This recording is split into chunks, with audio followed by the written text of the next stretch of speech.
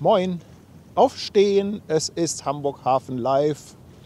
Schön, dass ihr da seid. Ich hoffe, ihr habt alle ein Käffchen dabei. Es ist richtig was los im Hafen.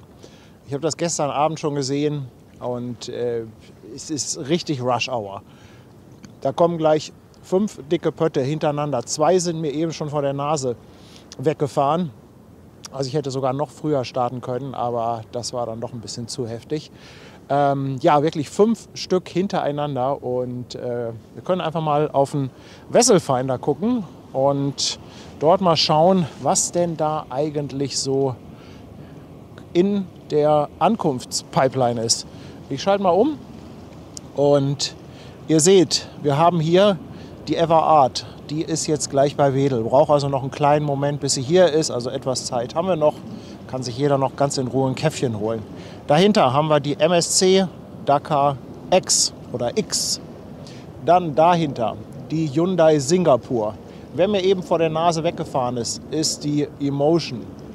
Und etwas weiter hinten dann noch die Atlantic Star, ein Conroe oder Roro-Schiff. Und dann als Finale haben wir hier hinten noch die MSC Aquarius. Ihr seht also, es ist richtig Attacke im Hafen. Ordentlich was los und das wollte ich mir nicht entgehen lassen. Und ja, ich hoffe, dass der ein oder andere Zeit hat, mit mir hier ein klein bisschen Schiffsspotting zu betreiben in der Frühschicht. Ja, und dann heute Mittag, sage ich mal, ist irgendwann Feierabend und frei. Schön, dass ihr schon da seid. Einige sind dabei. Klar, um die Uhrzeit, ohne großen Vorlauf, ist das hier nicht ganz so voll. Aber ist ja auch mal ganz schön, wenn man mal so ein bisschen ganz in Ruhe im Chat gucken kann. Wir warten jetzt noch ein bisschen, bis die Ever Art in Sichtweite kommt. Ja, und trinken erstmal ein Käffchen.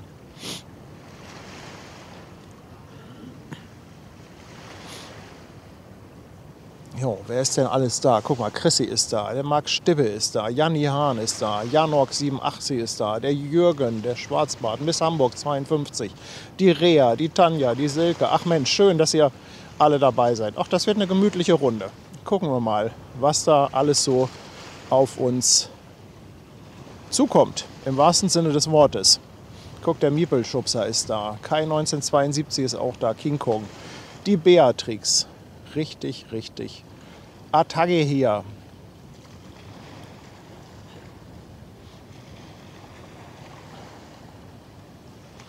Ja, zur Ever Art muss ich, glaube ich, nicht so wahnsinnig viel sagen. Die Evergreen-Schiffe haben wir ja relativ oft hier in Hamburg und die Ever A-Klasse, also alle Schiffe, die mit A anfangen, gehören zu den größten Containerschiffen der Welt, 400 Meter lang, 62 Meter breit, haben alle eine Kapazität so um die 24.000 Toy, mal ein Hunderter mehr, mal ein Hunderter weniger. Ja, gehören alle zur Reederei Evergreen. Evergreen kommt, soweit ich weiß, aus Taiwan.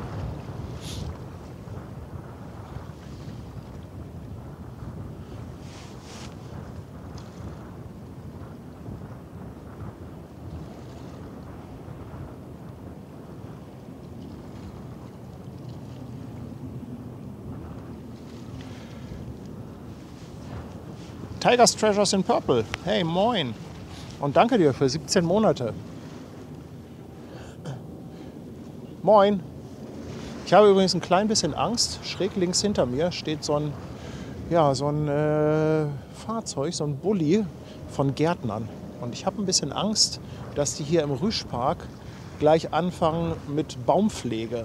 Letztens hatte ich schon mal das Problem, da war ich auch hier und da habe ich die schon von Weitem gehört, da habe ich wieder eingepackt, bin zum Bubendeiufer gefahren. Ja, und jetzt stehen die hier so rum und ich habe so ein bisschen Angst, dass die gleich irgendwann anfangen, hier mit ihren Geräten die Bäume und Sträucher und Büsche zu stutzen. Drückt mal die Daumen, dass es, wenn, dann nicht zu schlimm wird.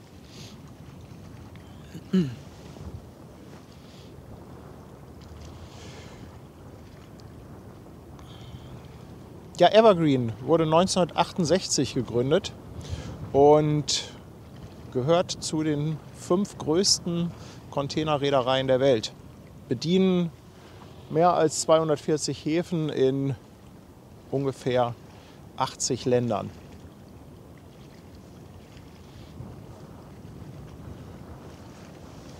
Ach Leute, was ist das für ein schöner Morgen hier. Sonnenaufgang war auch richtig schön, aber ja, ich muss gestehen, noch ein bisschen schlafen muss man ja auch mal ab und zu.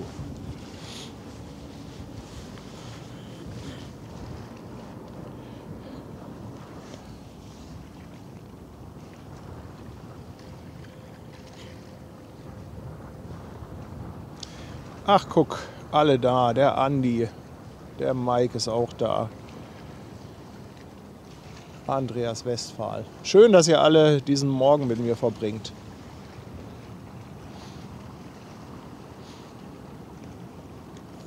Wir fangen mal hier an mit der Waltershof. Auf der Fährlinie, oh, ich vergesse es immer wieder, was ist denn das, die 63? Nein, die 64 ist es. Die 64 pendelt die ganze Zeit zwischen Teufelsbrück und Finkenwerder hin und her mit dem Zwischenhalt am Rüschpark. Also wenn ihr mal in Hamburg seid und sagt, hey, wo kann man schön Schiffe gucken und ein bisschen ganz entspannt sitzen, hier im Rüschpark, das ist meiner Meinung nach so einer der schönsten Spots.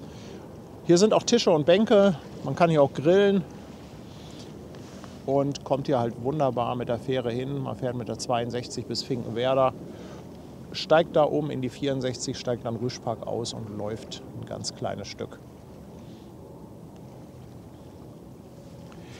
Ja, ich frage mal in die Runde der Experten, können wir vielleicht auch noch mit einem Beluga rechnen? Ansonsten sehe ich schon wieder was Pinkes. Die Neuland.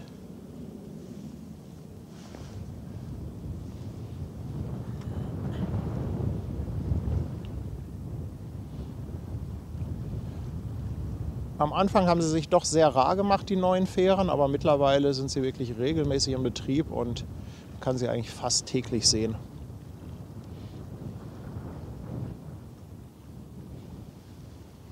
Das sind die neuen Hybridfähren, die zum Großteil dann auch elektrisch fahren.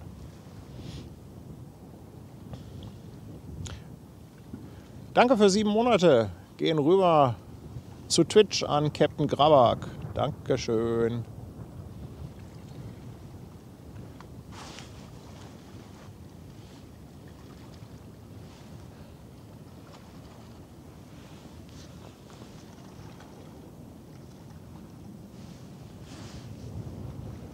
Zwei Bugstrahlruder hat sie vorne. Ja, und das Einzige, was immer mal wieder bemängelt wird, ist, wenn man unten unter Deck sitzt, kann man leider nicht nach vorne rausgucken, wie bei den alten Bügeleisen. Aber irgendwas ist ja bekanntlich immer.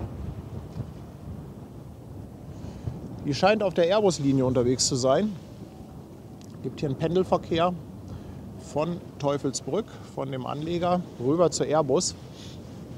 Am Anleger Teufelsbrück, da die Straße hoch, da gibt es einige Parkplätze. Und da parken halt sehr, sehr viele, die bei Airbus arbeiten, nehmen dann die Fähre und lassen sich da kurz rüberbringen.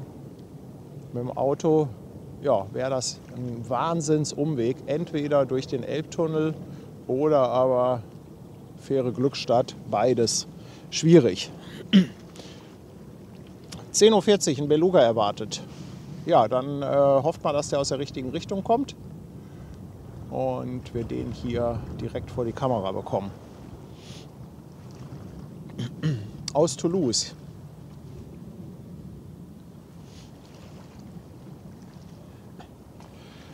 Danke für 15 Monate. Gehen raus an Thorsten und Petra in Peine.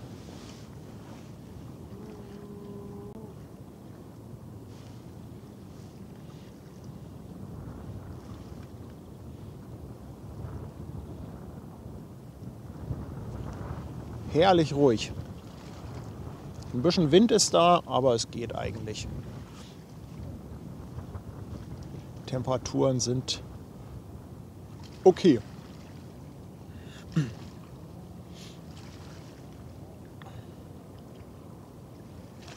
Dänemark-Fan schreibt, ich habe wieder den Badeanzug an. Ja, ach, heute ist okay, heute brauche ich den Badeanzug nicht. Heute sind normale Temperaturen. Da haben wir die Solar, auch ein Ausflugsdampfer. Hier so ein Fahrgastschiff.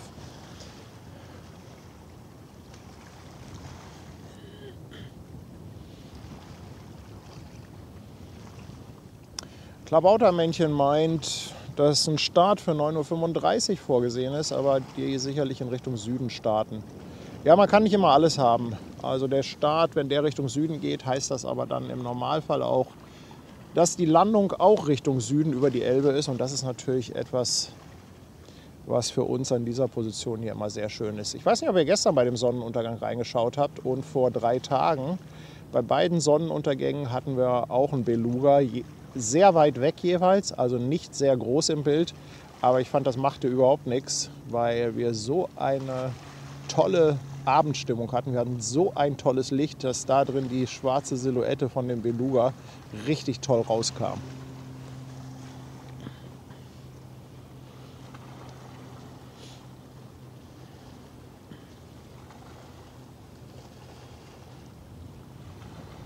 Das Einzige, was hier am Rüschpark fehlt, ist jetzt so ein kleines Wägelchen mit Kaffee.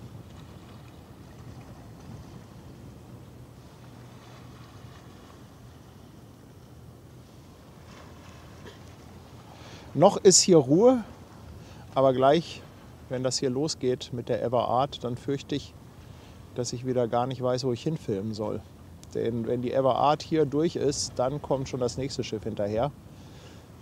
Wie war das? Ever Art, dann die MSC, dann die Hyundai und dann ist ein kleines bisschen Pause, dann kommt die Atlantic und dann kommt noch eine MSC. Ob noch irgendwas rausgeht, habe ich erst gar nicht geguckt. Ihr dürft gerne nachschauen, ob ihr irgendwas entdeckt und da vielleicht irgendwo noch ein Abgänger ist.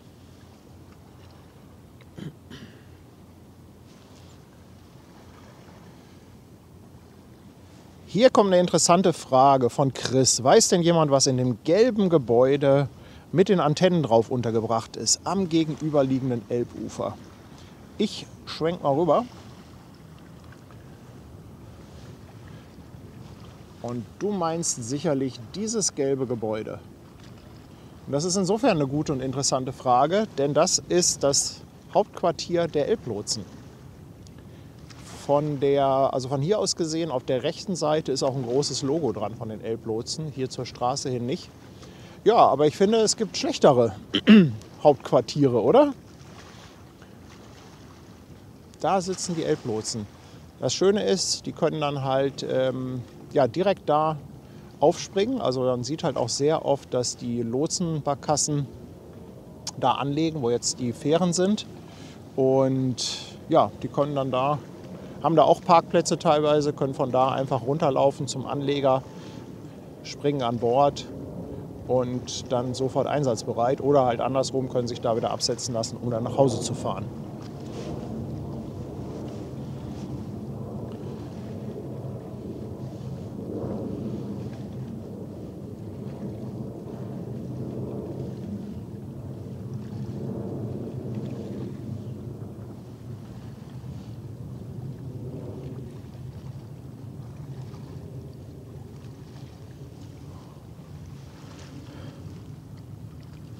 Die Bande aus Wasserburg ist auch da. Guten Morgen, Anja. Liebe Grüße auch an Danny. Ich schwenke mal nach Steuerbord rüber. Ich glaube nämlich, dass da gerade ein Lotse ist. Und ich hoffe natürlich darauf, dass wir hier auch ein bisschen Action haben. Also was einmal den Einsatz von den Lotsen angeht, aber auch Schlepper. Denn hier ist eigentlich so der Übergabepunkt.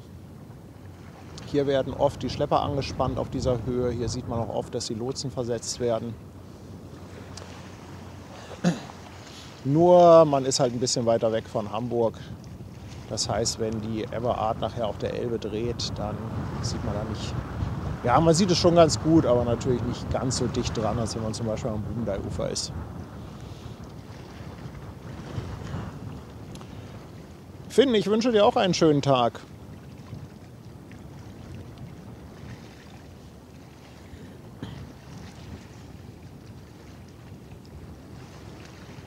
Ach Leute, ist das herrlich hier.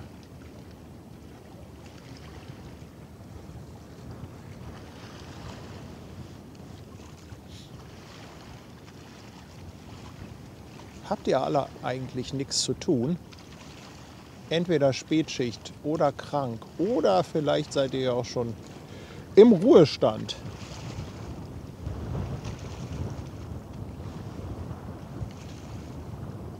Wundert mich ja doch, dass dann bei Twitch und YouTube über 800 Leute jetzt zugucken.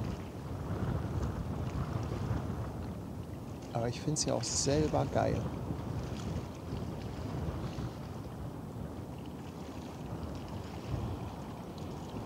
Lotse 4, ja, Lotse 3 wird demnächst irgendwann ersetzt. Es gab auch vor kurzem die ersten Bilder von dem neuen Lotsenboot, die kursierten im Netz. Ich glaube, auf Instagram hat man es auch gesehen. Kann eigentlich gar nicht mehr so lange dauern, bis der neue Lotsenversetzer hier in Hamburg ausgeliefert wird.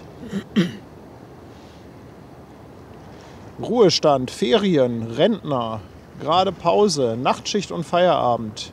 Ja, oder manche sitzen auch im Büro und haben auf dem zweiten Bildschirm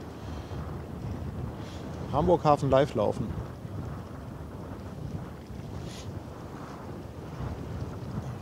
Oh, Bender, krank seit August. Mann, oh Mann, oh Mann. Da wünsche ich dir auf jeden Fall mal gute Besserung. Auch scheiße, wenn man so lange mit irgendeiner Krankheit zu tun hat. Dann hoffe ich, dass wir dir so ein ganz bisschen hier die Zeit vertreiben können.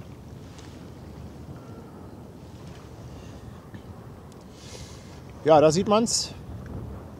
Lotse legt an und legt auch schon wieder ab. Ich habe es jetzt gar nicht gesehen, aber wahrscheinlich ist da gerade ein Lotse an Bord gesprungen.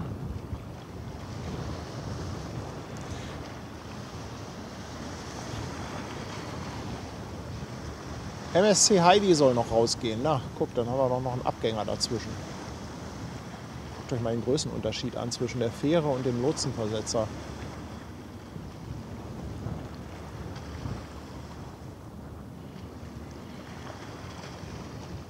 Josephine, ganz lieben Dank für 12 Monate. Endlich wieder live dabei sein können. Ja, für einige ist es dann halt auch eine Zeit, wo sie sagen, hey, hier kann ich besonders gut zugucken. Andi der Sattelschlepper lässt auch 2 € da und schreibt, ich warte auf Ladung, die sind noch am Brauen. Oh, mit dem Sattelschlepper in der Brauerei erstmal ein paar Fässer Bier. Andi, nicht alles aussaufen. Oh, Leute, das Licht, ne? Licht ist ja schon wieder pornös.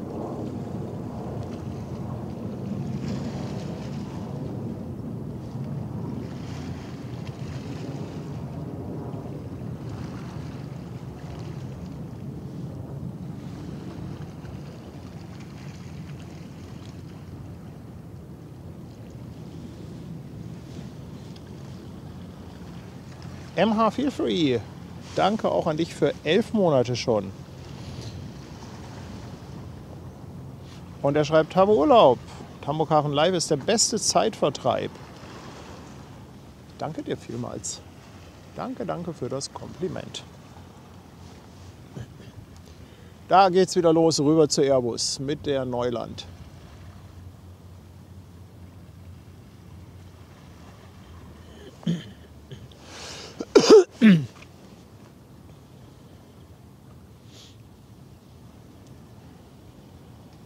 Ich glaube, ich sehe da hinten schon die Brücke von der Everart. Ich schwenk mal mit der Neuland mit und dann können wir mal gucken, ob das tatsächlich eine Brücke ist oder irgendwas anderes, was ich da hinten sehe. Bei mir weiß man ja nie. Schlechte Ohren, schlechte Augen, Nase läuft.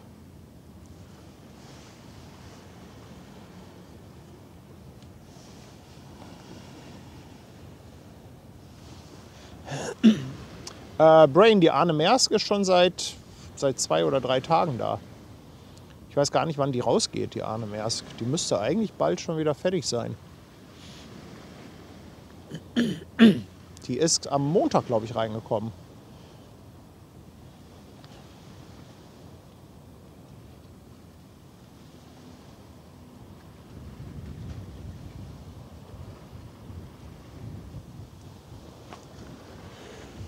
Ja, hier sehen wir das Ende von der Start- und Landebahn bei Airbus. Da ist hier noch so eine Spundwand, dann hier diesen Aussichtsturm und ich meine, ach guck mal, ja, dafür hat man doch so ein schönes Zoom-Objektiv, damit man dann auch etwas weiterkommt. Da haben wir die Ever Art. Was für ein Koloss, wenn man das Ding aus dieser Entfernung über der Spundwand sehen können. Mensch, Mensch, Mensch. Aber gut, was erzähle ich euch? Die meisten von euch kennen die Schiffe ja. Evergreen sehen wir sehr, sehr oft hier. Aber es kommen ja doch immer wieder neue Zuschauer dabei. Ich frage mal, ist irgendjemand heute das erste Mal dabei? Hat irgendwie hier durch Zufall den Kanal gefunden und fragt sich, was wir jetzt hier so treiben? Keine Angst, schreibt ruhig in den Chat. Und auch vermeintliche, einfache Fragen, haut die gerne raus. Also ich vergesse das immer wieder, dass man manchmal auch die grundlegenden Themen aufgreifen muss und auch immer mal wieder neue Zuschauer abholen muss. Die alten Hasen, die kennen das natürlich, denen erzähle ich nichts Neues. Ach, guck mal hier, The Mr. BR und Jan Trecker sind das erste Mal dabei. Jan Trecker seit gestern. Erdmöbel auch seit gestern. Ach schön, schön, dass ihr es hergefunden habt. Ja, an so einem morgendlichen Stream ist es natürlich auch etwas einfacher, mal den Chat zu lesen. Die Streams, die abends laufen und gerade dann auch so das, was mit Kreuzfahrern zu tun hat, da rattert der Chat immer. Da muss ich mich schon immer so ein bisschen entschuldigen, weil ich nicht mal die Hälfte mitbekomme von dem, was im Chat passiert. Aber die meisten haben sich eigentlich mittlerweile ganz gut daran gewöhnt, dass der Typ an der Kamera hier immer vor allem mit Unaufmerksamkeit glänzt.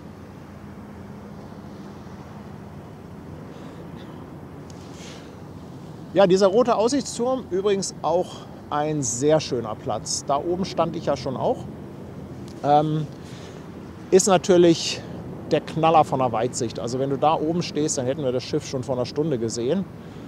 Ist auch sensationell, wenn jetzt ein Beluga reinkommt. Also da kann man dem Piloten wirklich in die Augen gucken.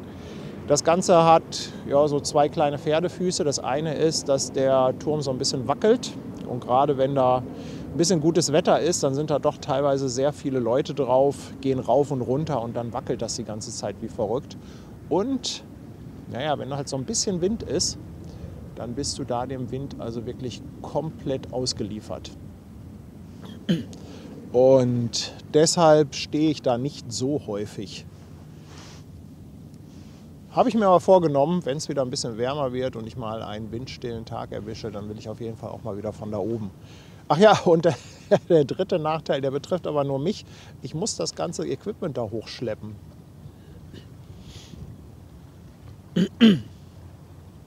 Dennis ist auch da von der Elbcam. Moin Dennis, na, du hast ja bestimmt auch richtig Attacke gehabt, oder? Bei dir ist ja schon, schätze ich mal, einiges durch an Schiffen.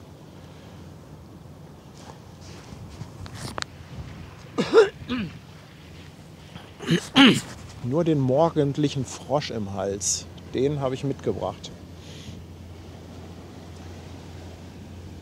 Das sieht aus wie die Eiseldelta, ein Saugbagger. Leidiges Thema Elbvertiefung wurde vor einigen Jahren gemacht, hat nicht so wahnsinnig viel gebracht. Ja, Riesendiskussionspunkt, ob man sich das Geld nicht auch hätte sparen können.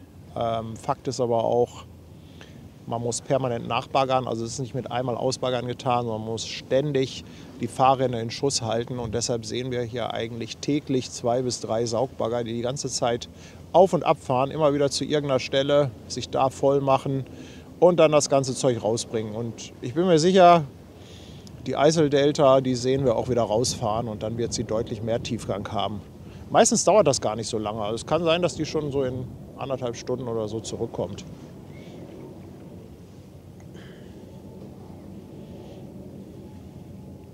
Nico möchte gerne wissen, wo man Mitglied werden möchte. Nico, das freut mich natürlich. Es gibt neben dem Abonnieren-Button unterm Kanal, da gibt es einen. Allerdings gibt es manchmal etwas Einschränkungen, wenn du zum Beispiel die App auf dem iPhone oder auf dem iOS-Gerät benutzt. Da funktioniert das teilweise nicht mit Mitgliedschaften und mit Spenden. Also am besten ist es eigentlich, wenn du einen ganz normalen Browser nimmst, also ganz normalen Webbrowser, Safari, Edge, Chrome oder so auf dem Rechner, da hast du eigentlich alle Optionen und das funktioniert am besten. Auf Android-Endgeräten funktioniert es wohl auch ganz gut, aber die Erfahrung ist eigentlich, dass immer iOS so ein bisschen zickig ist.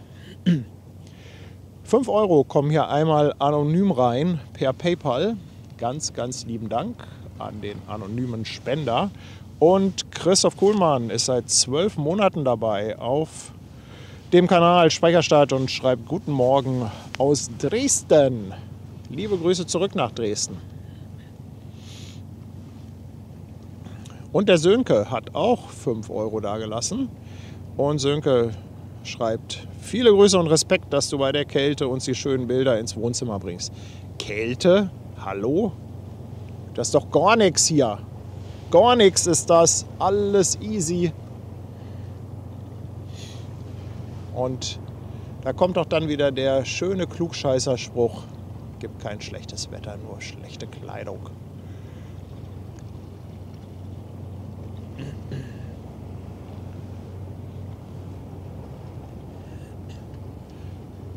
Andi, der Sattelschlepper, hat sich an dem ersten Fass Bier vergriffen, was bei ihm aufgeladen wird und verschenkt gleich mal 5 Mitgliedschaften.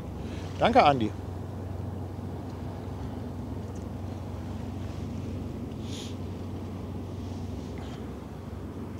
Ja, mit der Eiseldelta können wir einmal mitgehen ein Stück, denn bis die Ever Art gleich hier im Bild ist, dauert es noch einen kleinen Moment.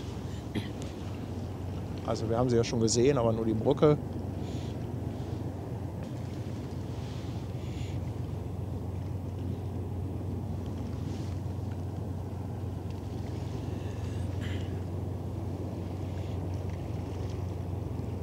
Ja, Andi, solange keine Pinguine auf der Elbe zu sehen sind, ja, ist es auch nicht kalt. Ja, schöner Spruch, sehr schöner Vergleich.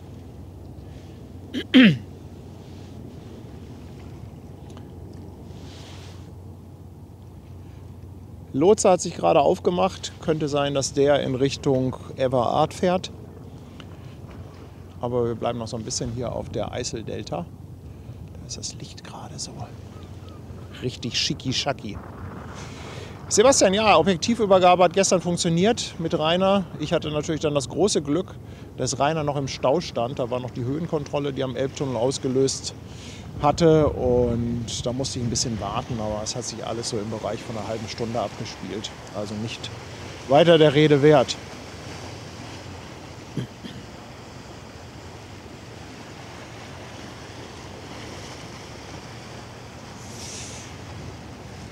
André, ein Beluga, der nach Süden rausgeht, das brauche ich gar nicht erst versuchen einzufangen. Das Einzige, was wir da vielleicht mitbekommen, ist ein bisschen Geräusch, aber ansonsten sehen wir da gar nichts hier.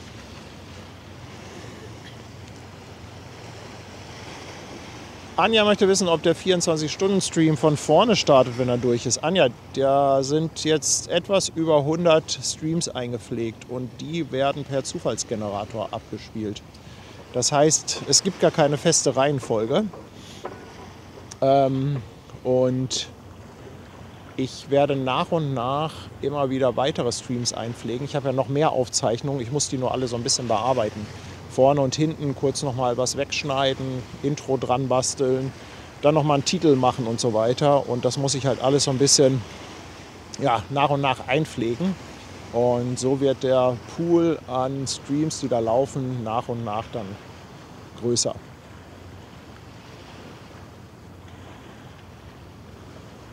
Also kann natürlich sein, dass der Zufallsgenerator irgendeinen Stream besonders lieb hat und den ständig abspielt und andere vielleicht gar nicht. Aber das muss ich jetzt einfach mal beobachten. Ich könnte den natürlich auch auf eine feste Reihenfolge stellen, aber ich dachte mir, so ein Zufallsgenerator ist irgendwie doch ganz nett.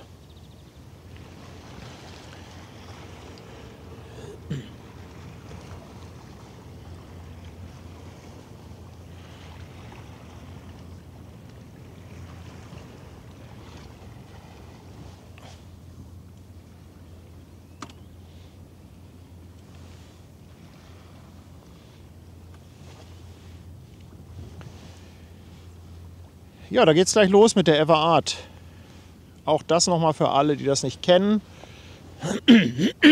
Entschuldigung. Evergreen hat diese sogenannte Ever A-Klasse. Da gibt es, glaube ich, mittlerweile 13 Schiffe von. Da gibt es die Ever Art, die Ever Acme, ganz, ganz viele, die alle mit A anfangen. Es gibt aber die Besonderheit, dass einige haben einen Namen mit 3 Buchstaben und einige haben einen Namen mit 4 Buchstaben. Und anhand der Anzahl der Buchstaben des Namens kann man erkennen, wo das Schiff gebaut wurde. Denn ein Teil der Schiffe wurde in Korea gebaut und ein anderer Teil wurde in China gebaut. Und jetzt kommt wieder Paddy ins Spiel und hat das wahrscheinlich wieder verwechselt. Ich weiß es nicht mehr. Ich glaube, die mit den 3 Buchstaben wurden in Korea gebaut und die mit 4 Buchstaben in China. Das wäre aber wieder jetzt die Stelle, an der ihr mich gerne verbessern dürft.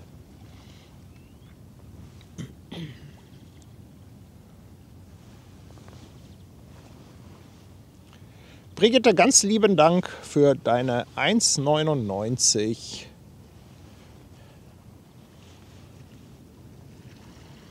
Ich muss mal gucken. Habt ihr Bock auf ein paar Hörner außer Konserve oder ist das noch zu früh?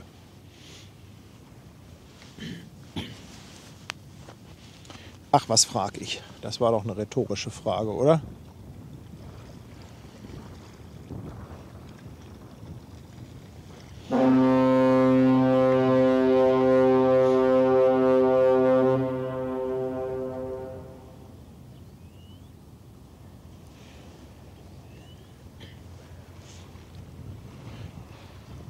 Aber irgendwie habe ich das Gefühl, dass die Evergreen-Schiffe immer nicht so bunt beladen sind. Also da überwiegen doch sehr stark die grünen und diese rot-braunen Container, oder? Ist euch das auch schon aufgefallen? Also andere Schiffe von anderen Reedereien, da hat man das Gefühl, dass es deutlich bunter zugeht. Oh, ich glaube, ich kann noch mal umschwenken.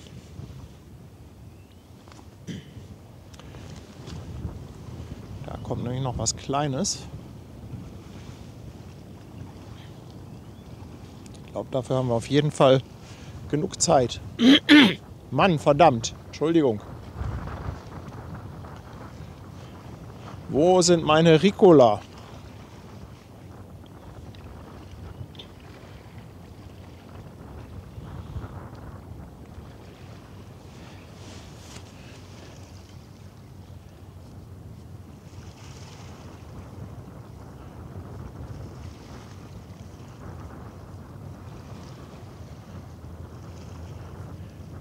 Was haben wir denn da eigentlich?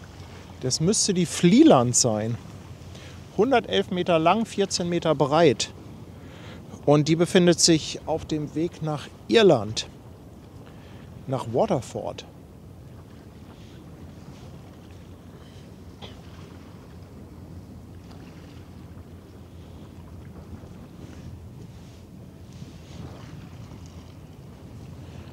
Genau, für Hörner ist es nie zu früh. Micha, herzlichen Dank für deine verschenkte Mitgliedschaft und auch ein Dankeschön an Beatrix. Auch nochmal eine verschenkte Mitgliedschaft.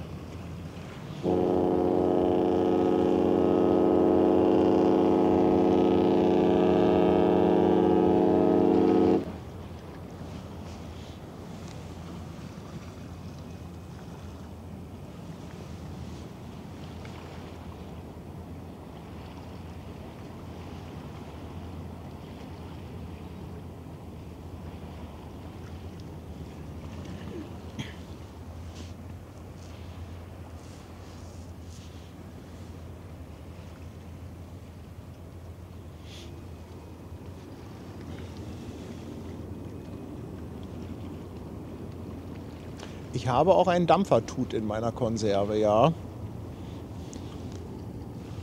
Auch das haben wir.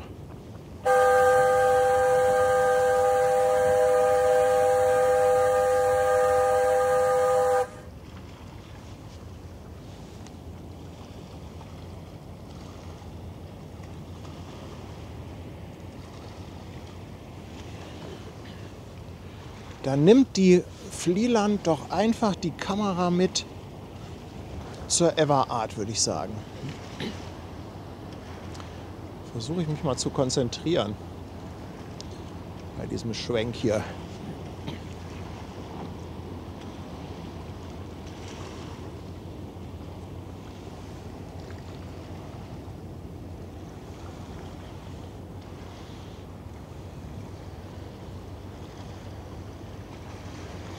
Dahinter kommt ein Schlepper.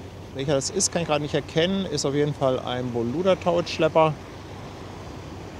Ich denke mal, der wird die Ever Art in Empfang nehmen. Erfahrungsgemäß haben die großen 400-Meter-Schiffe schon ab Wedel einen Escort-Schlepper hinten achtern am Heck. Und dann kommt hier, wenn wir Glück haben, direkt vor unserer Nase der Schlepper an die Position 1. Das ist die vorne am Bug. Also mit ein bisschen Glück sehen wir das Anspannen hier direkt vor uns.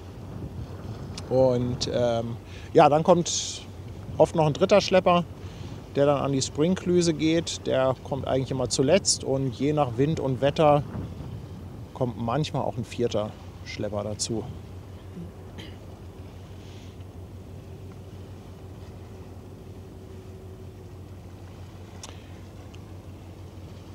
Friedhelm, danke dir für 5 € Superchat.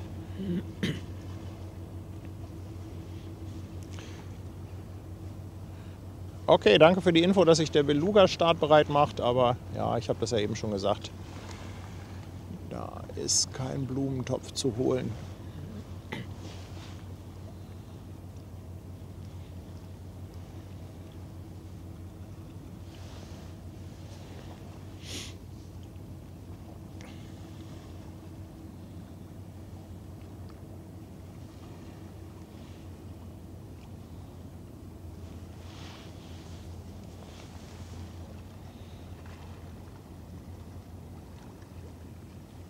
Der Mercury ist es. Hey Libelle 1987, ganz, ganz lieben Dank, dass du deinen Prime-Sub für diesen Monat auf Twitch hier bei Hamburg Hafen live lässt.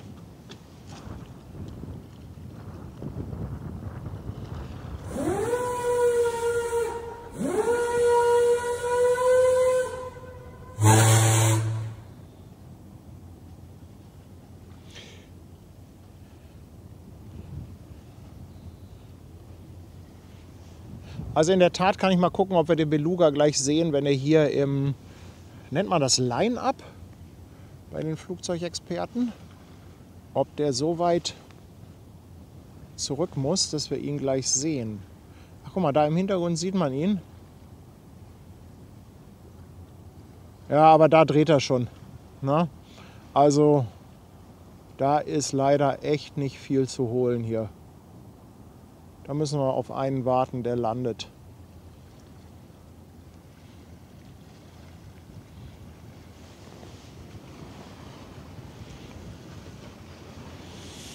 Ja, dieses zweite Geräusch eben bei dem Stettin-Horn, das ist übrigens das Eissignal. Der Stettin ist ja ein Eisbrecher, ein ehemaliger Dampfeisbrecher, fährt noch, wird noch liebevoll hier gepflegt vom Verein und er hat halt nicht nur das normale Dampfhorn oder die Dampfpfeife, sondern zusätzlich noch diese Eiswarnung oder das Eissignal.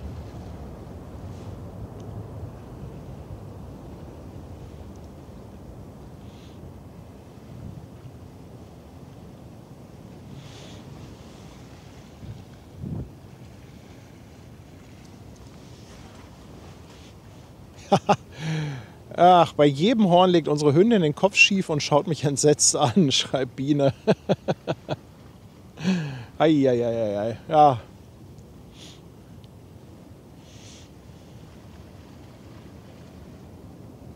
Ja, danke dir, Rainer. Rainer hat nochmal die Info, die Ever Art wurde in Seoul bei Samsung Heavy Industries gebaut. Also habe ich das ja doch nicht verwechselt. Also 3 Buchstaben im Namen, Korea, 4 ist dann China.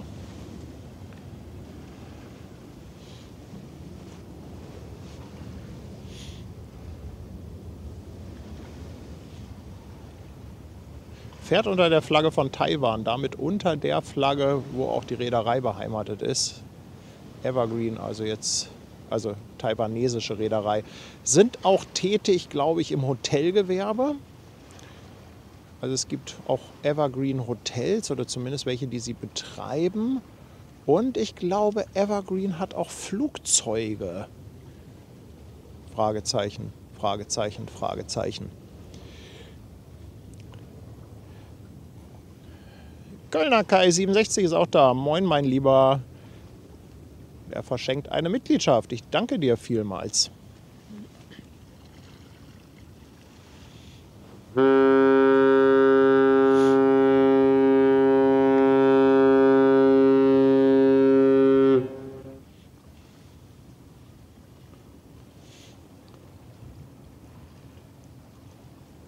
Lena fragt, wie schnell die Schiffe auf der Elbe sind.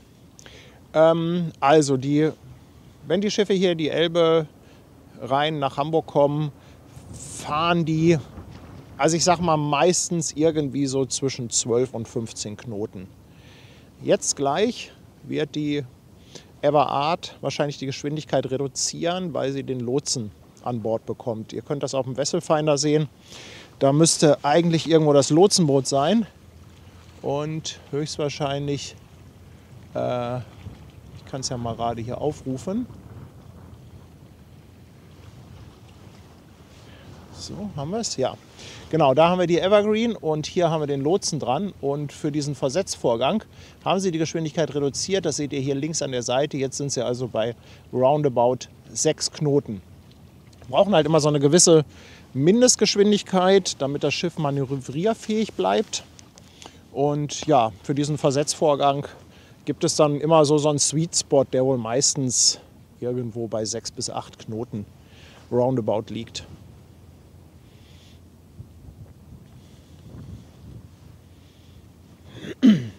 Der nächste Schlepper ist auch unterwegs. Oh, Sebastian schreibt, dass Evergreen 2013 den Betrieb als Fluggesellschaft eingestellt hat. Okay. Dann war ich ja zumindest halb richtig. Dann hat es mal Evergreen als Fluggesellschaft gegeben.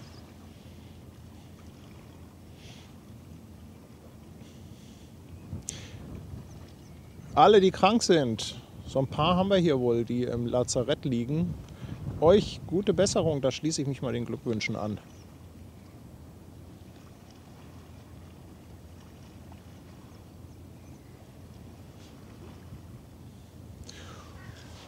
Und für alle, die gerne wissen möchten, wie schnell ein Knoten ist, die Umrechnungsformel ist, ein Knoten entspricht 1,852 Kilometer pro Stunde.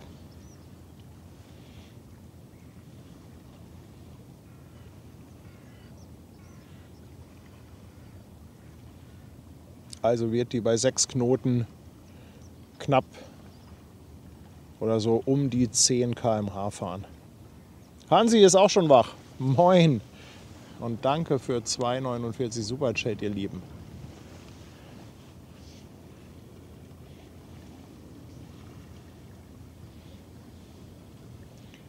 Ja, ich schwenke mal rüber, denn so langsam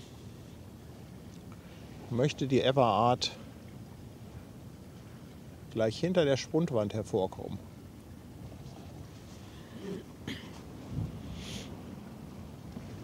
Viking Firefighter auf Twitch, ganz lieben Dank für das Lob, für die tollen Bilder.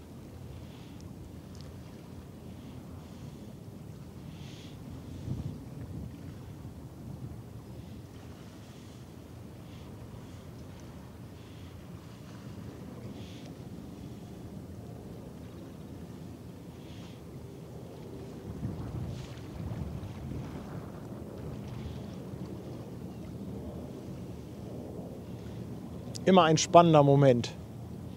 Ich kann mich da nicht dran satt sehen. Ich weiß gar nicht, wie viele von den 400 Meter Containerschiffen wir schon gestreamt haben. Wahnsinnig viele. Aber es ist immer wieder spannend und faszinierend.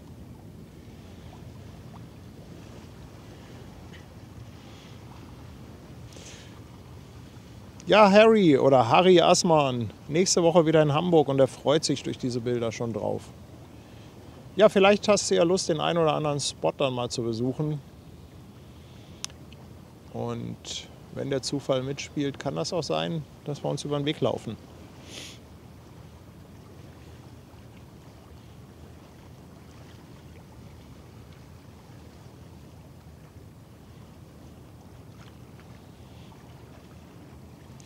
Sysfox fragt, wie viele Meter sind denn die größten Containerschiffe? Ja, die größten Containerschiffe haben in der Tat 400 Meter in der Länge und 62 Meter in der Breite. Die größten Schiffe bemisst man so ein bisschen oder in erster Linie nach der Transportkapazität, also nach TOI. TOI ist ein 20 Foot Equivalent Unit, das ist ein Standardcontainer mit einer Länge von 20 Fuß. Und die größten Containerschiffe haben um die 24.000 TOI. Und da gehört die Everard dazu. Also dieses Schiff gehört zu den größten Containerschiffen der Welt. Allerdings optimieren die Reedereien und die Schiffsbauer da immer so ein bisschen. Das heißt, auf das eine Schiff gehen mal 100 Container mehr drauf, das andere mal 100 Container weniger. Und ich glaube, ja, wenn wir nach einem genauen Ranking gehen, dann müssten die Evergreen-Schiffe irgendwo so auf Platz 3 bis 5 rangieren. Wenn ihr mögt, könnt ihr das auch nochmal nachgucken, ob ihr da aktuelle Zahlen findet. Ich meine, die müssten so Platz 3 bis 5 liegen. Die größten Containerschiffe, das größte ist die MSC Michele Capellini oder MSC Irina. Hat auch eine Länge von 400 Metern, auch eine Breite von 62 Metern, aber ist dann halt im Innern so gebaut, dass da halt ein paar Container mehr drauf passen und deshalb gelten die dann als größte Containerschiffe der Welt. Aber wenn man davor steht, glaubt mir, das ist alles riesig. Das ist alles so gigantisch und von hier sieht das jetzt aus wie so ein kleiner schwimmender Tetris-Baustein, aber wenn ihr irgendwann mal die Möglichkeit habt, so einem Containerschiff richtig nah zu kommen, und mit richtig nah meine ich also, dass ihr an der Bordwand steht, erst dann könnt ihr das ansatzweise nachvollziehen, was das für Dimensionen sind. Das kann man von Land gar nicht erfassen, wenn das Schiff hier auf der Elbe schwimmt. Jens-Peter, 2 Euro Superchat und er fragt, ist dieses Jahr auch wieder Rotterdam geplant? Jens-Peter, ja, also geplant im Sinne von Termin, muss ich Nein sagen. Geplant im Sinne von feste Absichtserklärung, sage ich mal ja.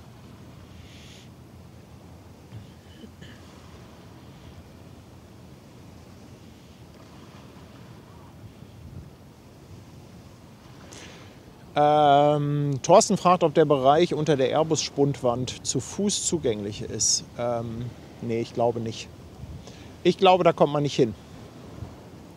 Ich habe es ehrlich gesagt noch nie versucht und noch nie ausgekundschaftet, aber ich habe da auch noch nie jemanden laufen sehen. Hey, Captain Grabak, ganz lieben Dank für 111 Bits in die Kaffeekasse. Ich danke dir vielmals.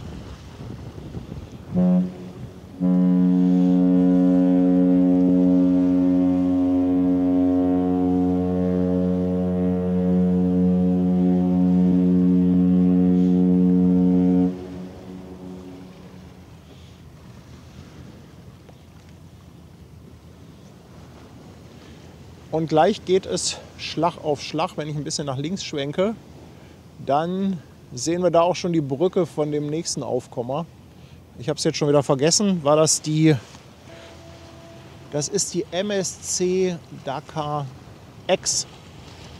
Hat in Anführungszeichen nur 300 Meter Länge und eine Breite von 48 Metern.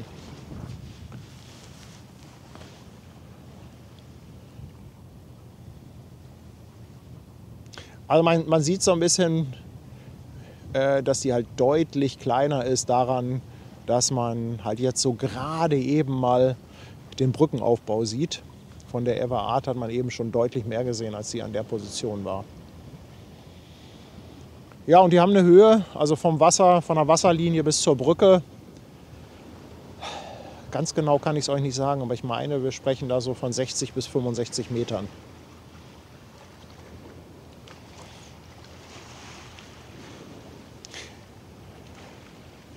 Ja, richtig, eine Hafenrundfahrt. Die kann ich euch in Hamburg nur empfehlen. Wenn ihr wirklich Containerschiffe gucken wollt, große Schiffe, die Hafenrundfahrten fahren eigentlich auch alle immer zu den Containerterminals. und fahren halt auch ganz dicht dran. Also die Barkassen, die gehen quasi auf Tuchfühlung und das ist echt immer so ein, ja, das ist so ein Wow-Erlebnis, weil da bekommt man das hautnah mit. Von Weitem ist das halt, ja, so wie jetzt, wie wir das uns hier angucken.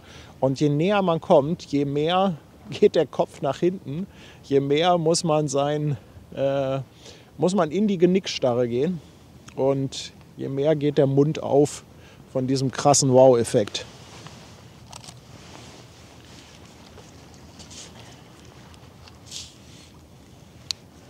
Mirko, ganz lieben Dank für deine Unterstützung. 1 Euro in die Kaffeekasse.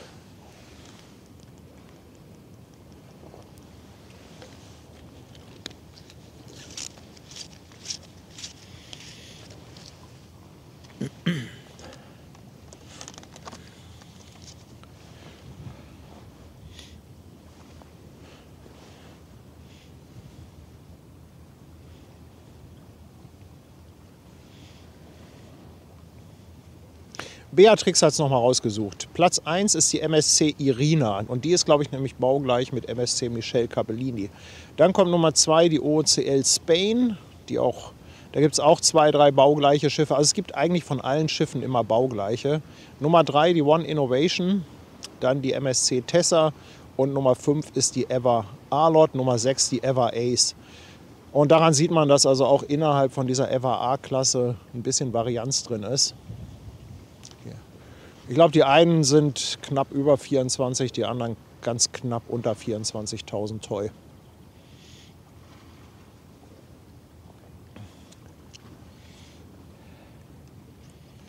Kenny, danke für den Hinweis. Die Bustouren im Hafen, die sollen auch ganz toll sein. Also gerade hier diese Tour der Giganten von Jasper, glaube ich. Die macht ja unter anderem auch teilweise die Britta von Brittas Hafen Podcast.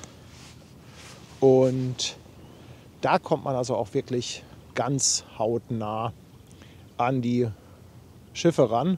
Nachteil daran ist, da man dann die ganze Zeit in dem sogenannten ISPS-Bereich ist, also es ist quasi der Sicherheitsbereich auf dem Terminal, ist da Fotografieren verboten.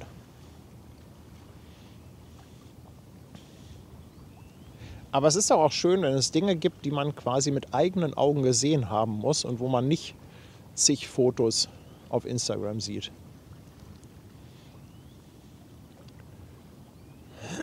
Ja, ich glaube, dran ist der Schlepper noch nicht, oder? Der ist jetzt da vorne in Position, begleitet das Schiff. Hoffen wir mal, dass wir hier ein bisschen was vom Anspannen mitbekommen und dass wir ein paar Menschen an Deck sehen, vorne auf der Back. Die Back ist vorne der Bereich, wo auch die Winden sind. Die beiden Ankerwinden, die seht ihr schon. Vorne mittig 2 so große, etwas hellgrünliche Trommeln. Das sind die Ankerwinden. Und dieser ganze Bereich da vorne, da sind dann auch die Winden für die Leinen. Die sieht man jetzt nicht, weil sie nicht ganz so riesig sind wie die Ankerwinden. Und ja, das Ganze ist die sogenannte Back und nennt man auch Manöverstation. Und eine Manöverstation gibt es dann vorne und auch achtern. Also in erster Linie für die Anlege- und Festmachmanöver. Schlepper fährt gleich direkt vor den Bug. Ziemlich mittig, wird da auch wirklich auf Tuchfühlung gehen mit dem Schiff. Dann kommt als erstes eine dünne Leine runter, die kommt vom Schiff. Daran wird die Schleppleine befestigt. Dann wird mit der dünnen Leine die dickere Schleppleine hochgezogen. Da ist am Ende ein Auge angespleist und dieses Auge wird über den Poller gelegt, ist damit fest und den Rest macht dann der Schlepper selbst. Der Schlepper selbst hat auch eine Winde für die Leine, kann also selbstständig entscheiden, wie viel Leine er geben muss, wie viel Abstand er zum Schiff braucht und ja, wird dann quasi von dem Lotsen dirigiert.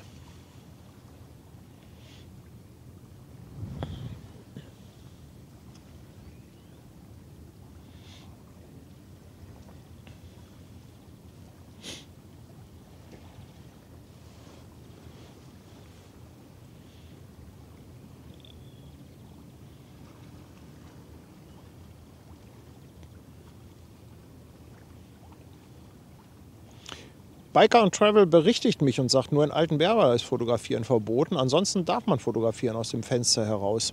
Okay. Das wusste ich nicht. Meine Info war, dass man da nicht fotografieren darf. Aber umso besser, wenn man da so ein paar Bildchen machen kann.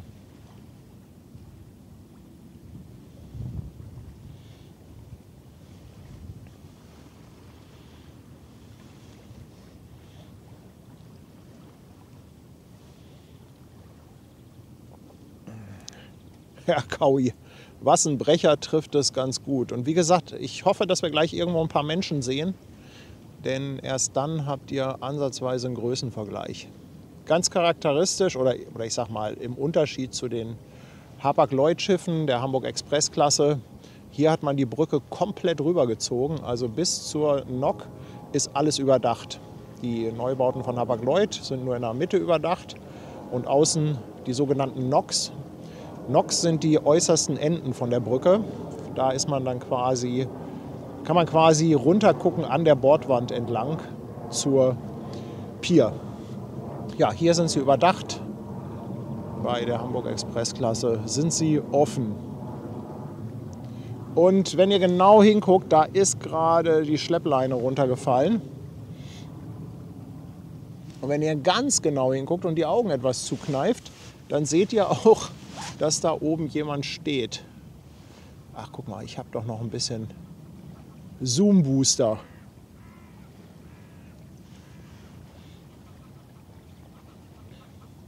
Seht ihr das? Links vor der linken Ankerbinde in einem orangen Overall. Da steht, glaube ich, jemand.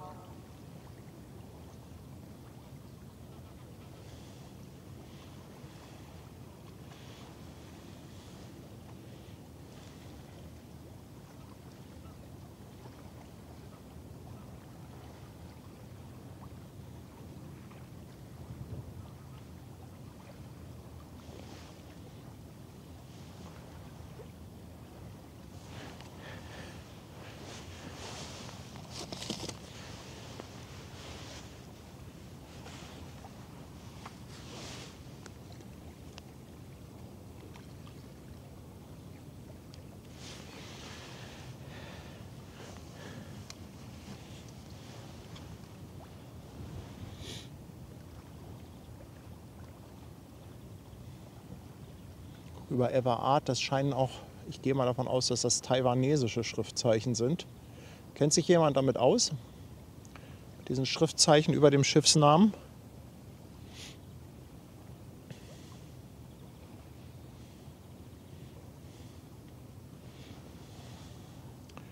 Oh, Basti.de, mein Herzblatt. Danke für 4 Monate Psychose. Vielen, vielen Dank.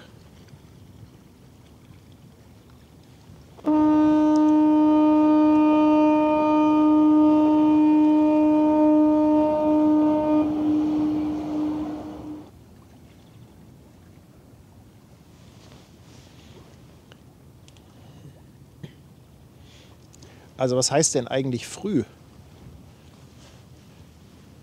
Für alle, die einem normalen, in Anführungszeichen normalen Job arbeiten, die lachen doch darüber. Die sind doch schon seit Ewigkeiten unterwegs.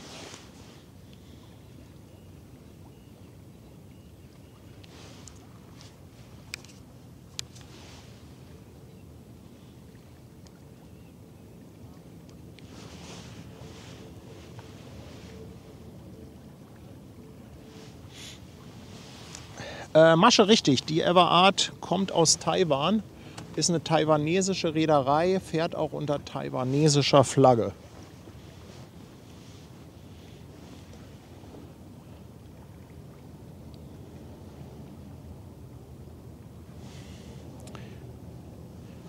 So, ich guck mal, ob wir noch ein paar Details bekommen.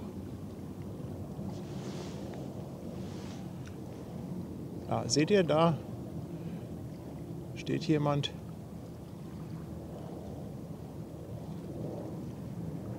Guck mal bitte, wie dicht dieser Schlepper an diesem riesigen Schiff fährt.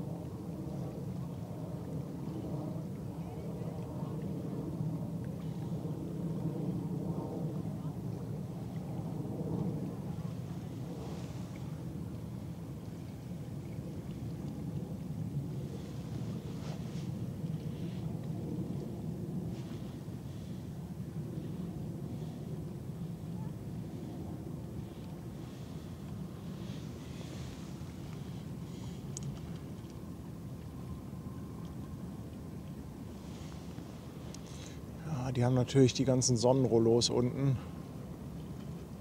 Da ist nicht viel zu sehen auf der Brücke.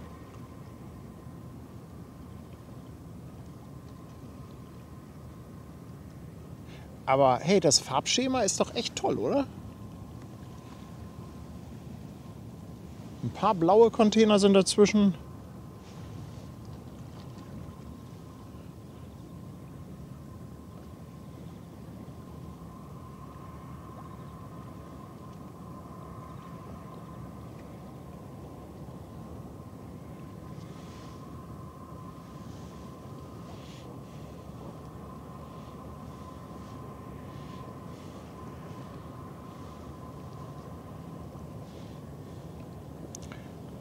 Hier hinten die Schlepper sind auch bereit. Der Achtern ist ja schon eine ganze Zeit dran. Wie gesagt, das ist der Escort-Schlepper ab Wedel. Und den wir jetzt hier seitlich sehen, der macht auch gerade fest. Und das ist die sogenannte Springklüse. Weil die auf der Seite ist, wo dann auch die Springline nachher beim Festmachen rausgeführt wird.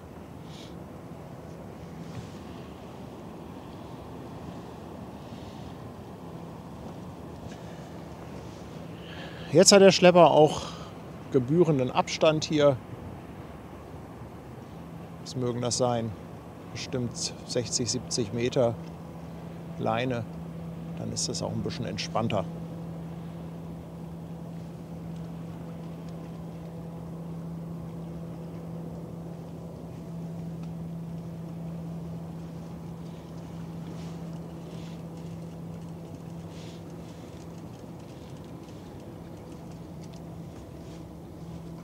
Moin.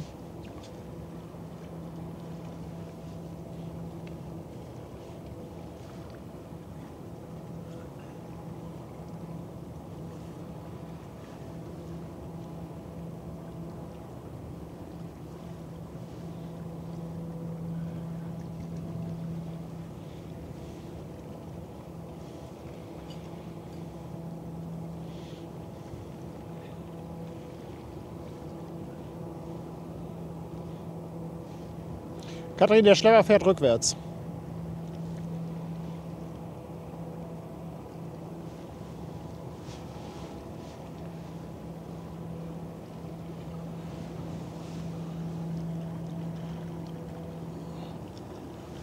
Und sehr charakteristisch bei dieser Schiffsklasse ist vorne dieser gerade Steven. Viele Schiffe sehen da ein bisschen eleganter aus, aber naja, das wird wohl irgendwelche hydrodynamischen Gründe haben.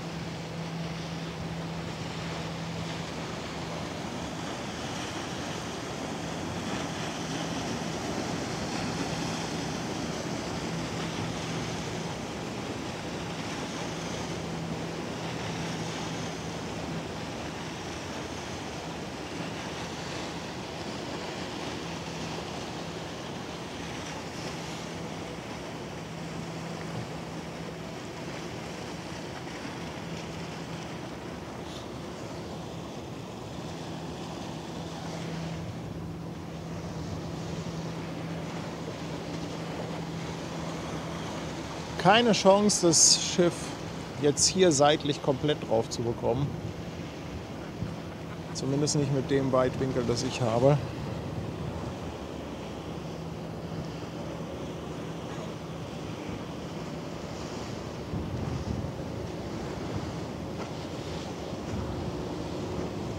Aber was wir jetzt wieder sehr schön sehen, die hat ja auch nicht so mega viel Tiefgang.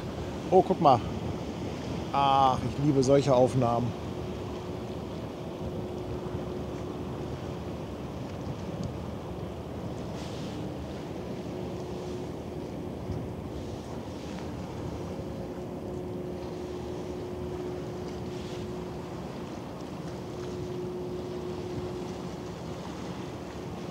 Okay, er guckt nicht mehr. Was ich euch eigentlich zeigen wollte, war das Ruderblatt, was hier ein bisschen rausguckt.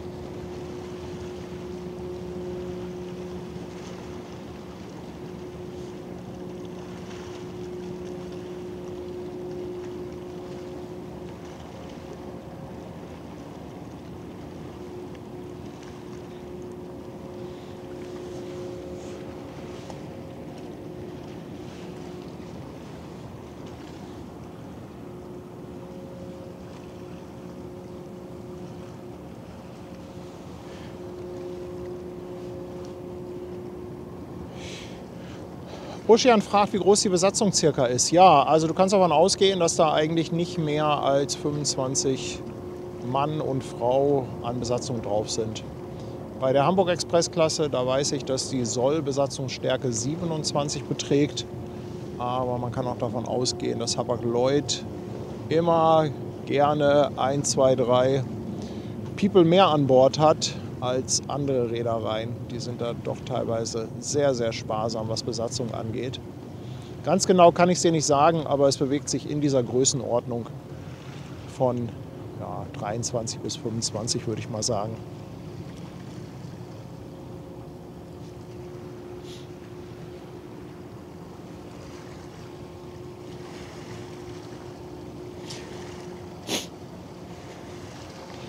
Thomas Rupprecht, herzlichen Dank für deine neue Mitgliedschaft und willkommen an Bord. Und ein Dankeschön geht an Chris vom Rhein, der jetzt ein halbes Jahr dabei ist. Dankeschön.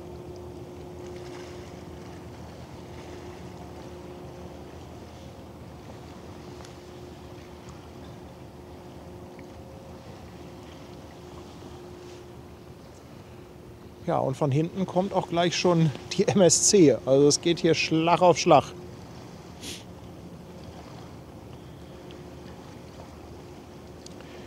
Urukai Mario fragt, welche 400er Schiffe sollen nicht mehr so oft nach Hamburg kommen? Ja, das ist leider die Hamburg Express Klasse von Hapag-Lloyd. Die wurden jetzt alle umgeroutet, die Dienste, die sind mit Maersk zusammengegangen und die werden in Europa in Zukunft in erster Linie Wilhelmshaven, Bremerhaven und Rotterdam anlaufen.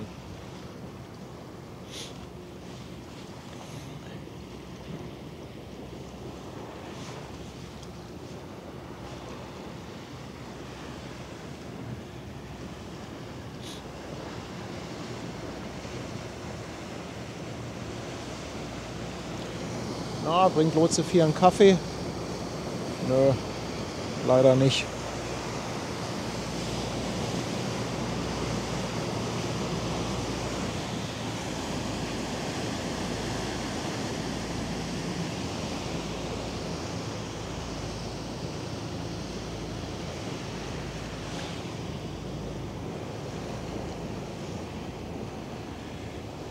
Ja, eine vielgestellte Frage stellt der Vape Lost auf Twitch. Fährt das Containerschiff selber oder wird es von den Schleppern jetzt geschleppt? Das Schiff fährt selber. Die Schlepper sind zur Assistenz da, deshalb sind die jetzt schon fest. Aber die eigentliche Fahrt macht das Schiff hier selber. Und das kann auch selber ganz gut steuern. Was es halt nicht hinbekommt, ist auf der Stelle drehen und dann das eigentliche Anlegemanöver. Die Schiffe sind halt dazu gebaut, um geradeaus zu fahren. Die können auch große Kurven fahren, aber sie können halt nicht auf der Stelle drehen und wenden, so wie das zum Beispiel die Kreuzfahrtschiffe mit ihren Azipods, diesen Propellergondeln können. Das kriegen die nicht hin. Diese Schiffe hier haben sogenannte Festpropeller. Das heißt, da geht eine Welle direkt vom Motor, von der Maschine zum Propeller. Und wenn der Motor 50 Umdrehungen pro Minute macht, dann macht der Propeller auch 50 Umdrehungen pro Minute. Da ist nicht mal ein Getriebe dazwischen. Zumindest ist das so bei den Schiffen, auf denen ich war, auf allen Containerschiffen. Ich weiß nicht, ob es da Ausnahmen gibt, aber ich gehe mal davon aus, dass die von der Antriebsart und Bauweise da alle ähnlich sind. Ein Propeller, ein Festpropeller und dann ein Ruder. Vorne haben sie dann meistens noch 2, 3 sogenannte Querstrahl- oder Bugstrahlruder. Damit haben sie dann die Möglichkeit, den Bug seitlich zu bewegen. Das sind quasi Propeller, die um 90 Grad gedreht sind und dann das Schiff vorne am Bug seitlich bewegen können. Funktioniert alles auch sehr, sehr gut, aber ist trotzdem nicht dafür gemacht, um auf wenige Meter genau zu manövrieren.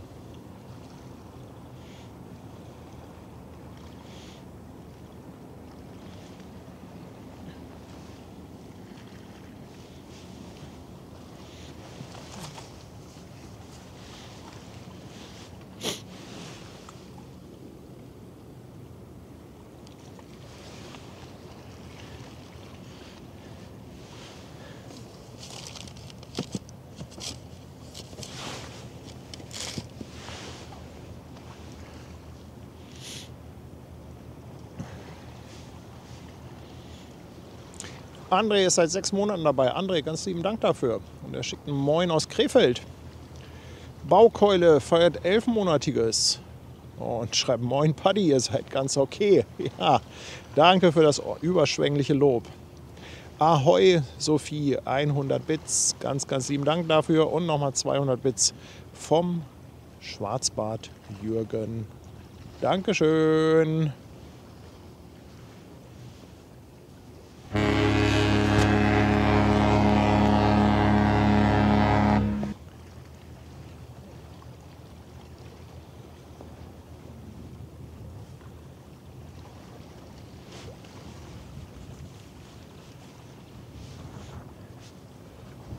Da kommt schon die MSC.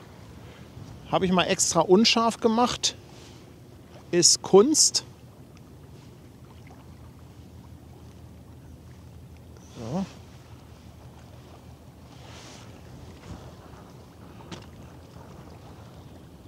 Und ich habe es euch ja versprochen. Es geht Schlag auf Schlag. 5 dicke Dinger kommen heute. Den dicksten haben wir hier im Bild. Der Ever Art 400 Meter, die MSC hat dann 300 Meter. 7 of 9 lässt auch nochmal 200 Bits da. Ganz lieben Dank an dich.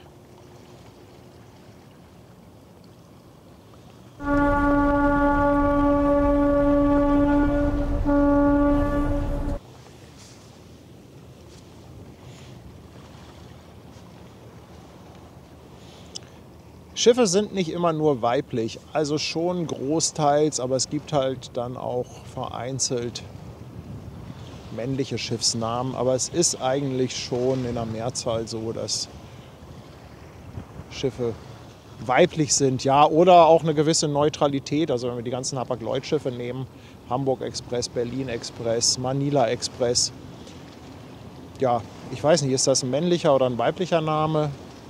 Das sind halt Städtenamen. Städte, die Stadt. Ich würde das jetzt mal als neutral einstufen. Danke für 13 Monate gehen an Jörg. Kann leider nur ganz leise hören, weil er auf der Arbeit ist. Ja, mach mal lieber nicht zu laut, damit der Chef das nicht mitbekommt. Oder mach mal richtig laut und ein bisschen Werbung für uns.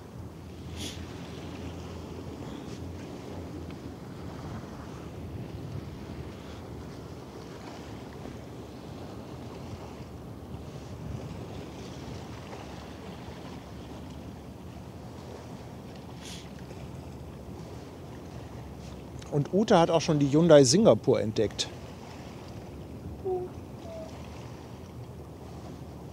Oh, der Dieter, der hat nochmal die Schriftzeichen übersetzt. Und diese Schriftzeichen, die sollen ewiger Ruhm oder immer blühend übersetzt bedeuten, was den Markennamen Evergreen widerspiegelt.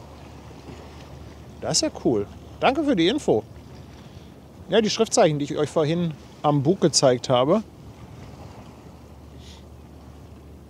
wo ich gefragt habe, ob jemand weiß, ob das jetzt taiwanesische sind oder chinesisch.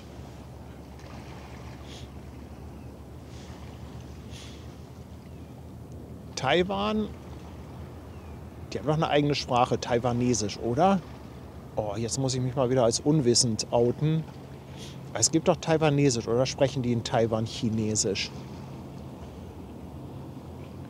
Hey Baukeule, ganz lieben Dank für 5 Euro Superchat. Nein, meine Haut ist nicht verbrannt seit gestern. Es war zwar extrem hot gestern und die Sonne, die hat wirklich ordentlich geballert, aber ich war ja gut geschützt. Insofern hat das ganz gut funktioniert und ich bin nicht verbrannt. Danke dir für deine Unterstützung. Stefan Heimers sagt, in Taiwan spricht man Mandarin. Okay, ja, ich bin da echt, also was das angeht, da bin ich wirklich sehr, sehr unwissend. Stefan Hildpold, hey, danke dir. Ein neues Fischmarkt-Mitglied. Herzlich willkommen an Bord, mein Lieber.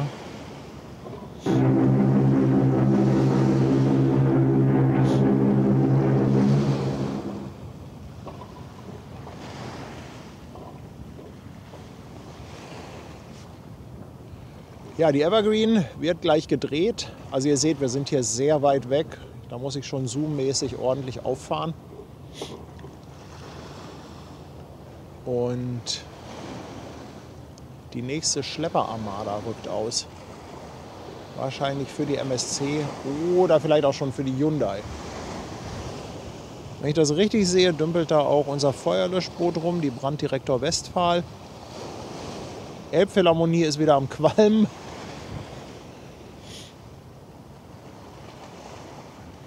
Es ist so krass, oder? Man schwenkt hier rüber. Man hat hier diese ganzen kleinen Schlepper und diese ganzen Gebäude. Okay, diese Gebäude sind natürlich viel weiter weg. Und dann schwenkt man hier rüber und dann ist da echt so ein riesiger Koffer. Holla, die Waldfee.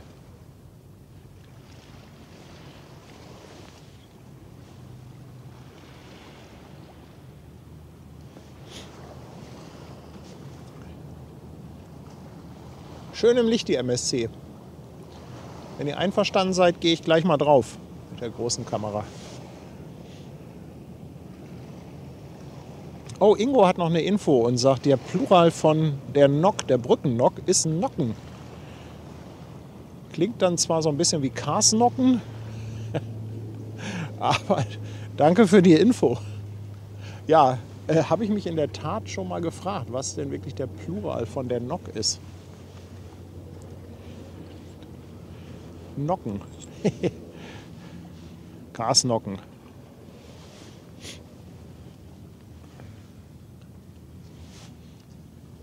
Moin. Im Vergleich die MSC Dakar X natürlich verhältnismäßig klein, hat aber trotzdem 300 Meter.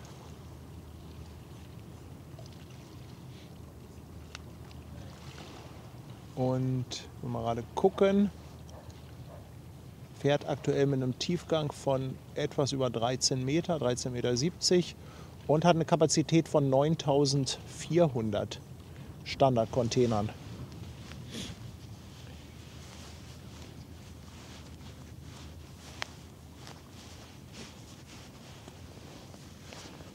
Danke auch für die Info mit dem Beluga.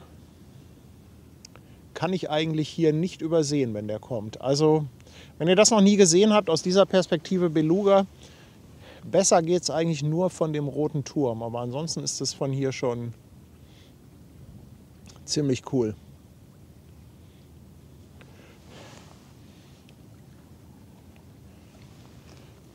Da steht auch jemand oben an Deck. Da, die Wurfleine ist gerade runtergegangen. Man muss genau hingucken. Und die Ankerspülung läuft mal wieder. Ist zufällig ein Moderator da, der mal unseren schönen, fertigen Text raushauen kann, warum die da mal wieder den Anker waschen? Denn das ist natürlich eine häufig gestellte Frage. Wieso sieht man so viele Schiffe, die am Anker auslaufen, wenn sie in den Hafen rein oder rausfahren?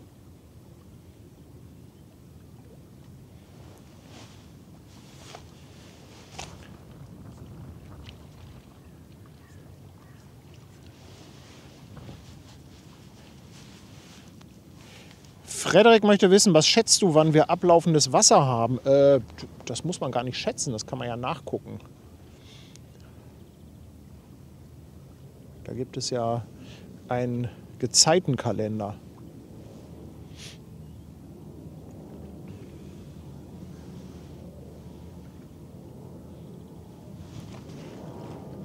Ich beobachte mal die Evergreen und wenn sie die gleich drehen, dann schwenke ich mal wieder rüber. Aber hier haben wir jetzt einfach so schönes Licht und direkt vor unserer Nase. Nico, willkommen bei uns auf dem Kanal. Ein neues Fischmarkt-Mitglied.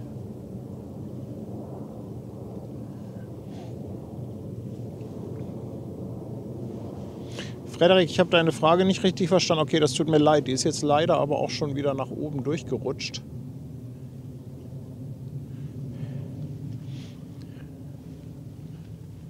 Vielleicht noch einmal, wenn du so lieb bist, in Kurzform.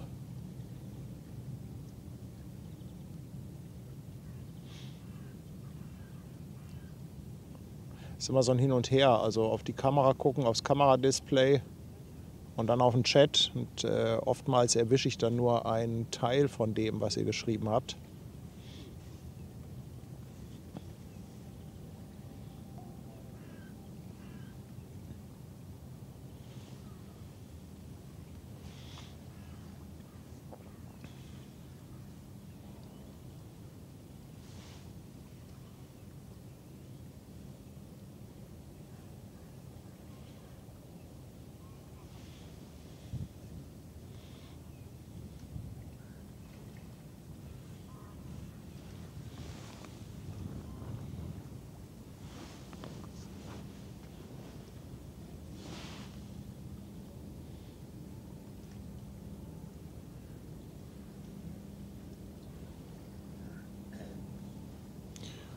Und hier ist es doch schon deutlich bunter an Deck, oder? Rottmann hat eine Frage. Warum fahren die Schlepper rückwärts? Das hat der Philipp sehr schön erklärt, als wir an Bord vom Schlepper waren. Also die erste Frage, oder ich sag mal, die Frage, die man sich natürlich stellt, ist, warum guckt der nicht nach hinten? Denn der Schlepperkapitän, der guckt jetzt die ganze Zeit in Richtung Schiff. Erstmal sind die extrem ortskundig. Das heißt, die sind so gut ausgebildet, dass sie genau wissen, wo sie hinfahren müssen. Zweitens ist es für den Kapitän wichtiger, das Geschehen vor sich im Auge zu behalten, die ganze Schleppleine. Und im Grunde genommen gibt das Schiff ihm ja die Richtung vor. Also er muss ja eigentlich nur vor dem Bug bleiben und hat damit die Richtung, in die er fahren muss. Und ja, dann ist natürlich die Frage, was ist denn, wenn da irgendwie jemand hinter ihm ist, also irgendwie ein kleineres Boot, ein kleineres Sportboot oder so. Und da war die treffende Antwort von dem Philipp, dass der Schlepper dann im Normalfall das kleinste Problem ist, denn da kommt dann ja noch ein deutlich größeres Schiff.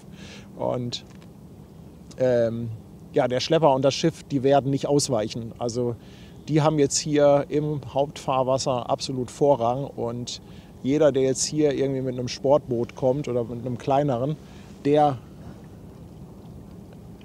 dem ist empfohlen, sich zu verpissen.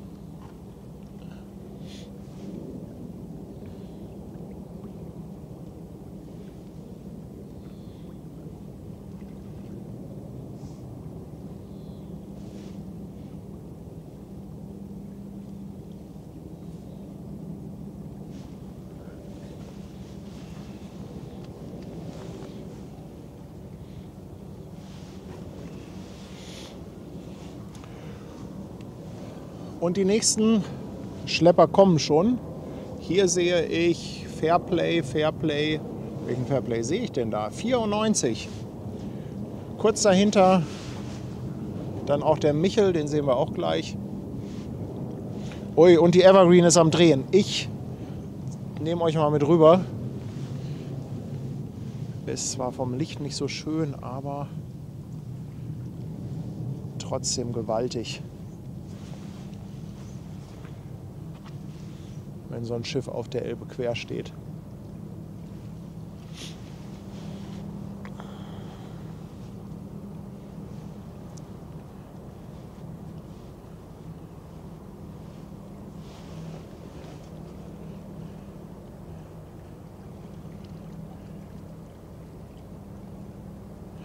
Ach so, die Frage von dem Frederik war, was schätzt du, wenn ablaufendes Wasser ist, also richtig Ebbe, wie viel Meter oder Zentimeter Handbreit ist noch unterm Kiel bei einem so einem großen Containerschiff? Da ist nicht mehr so wahnsinnig viel Platz. Aber ja, muss man im Grunde genommen ausrechnen, wie viel. Die haben ja unterschiedlichst Tiefgang, die Schiffe. Also die, ich sag mal, bewegen sich ja normalerweise so im Bereich von 13, 14 Metern, wenn sie hier ankommen, selten auch mal ein bisschen mehr. Und da muss man einfach gucken, wie tief die Elbe da wirklich in der Fahrrinne ist. Aber wahnsinnig viel Platz ist da nicht mehr. Also da sprechen wir vielleicht über einen Meter.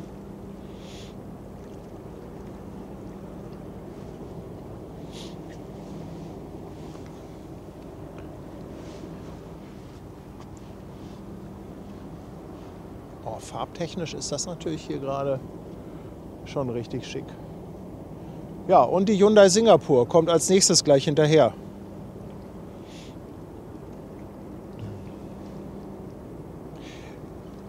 Das mit dem Tiefgang und wie viel Platz ist und so, ich kann euch das deshalb immer nicht so ganz genau beantworten, weil ich erstmal die Zahlen immer wieder gerne vergesse. Und zweitens, die Elbe ja nicht an jeder Stelle gleich tief ist. Aber es gibt, glaube ich, einen maximalen Tiefgang, den die Schiffe unabhängig von der Tide haben dürfen. Und es gibt einen Tiefgang, den sie dann maximal mit Tide haben dürfen, also wenn sie mit der Flut reinkommen.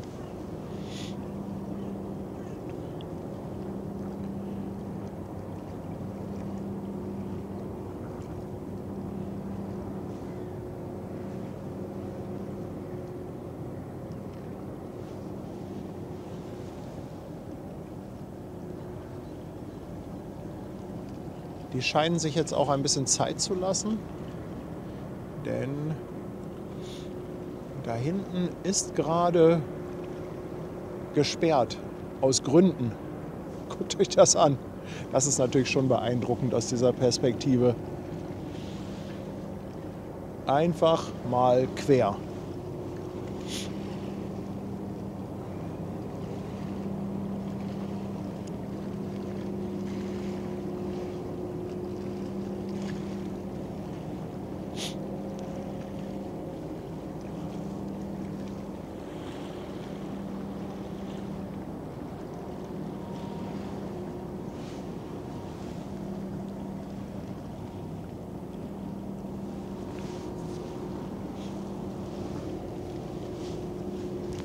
Ja, genau, Kieselfisch Hamburg hat eine neue Skyline.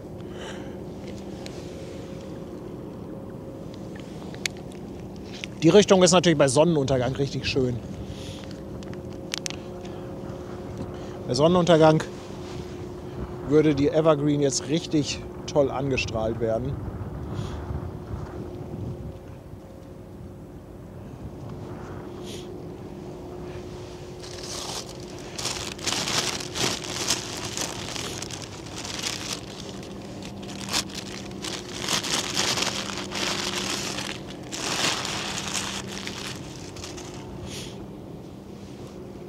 Ich gönne mir mal einen Snack.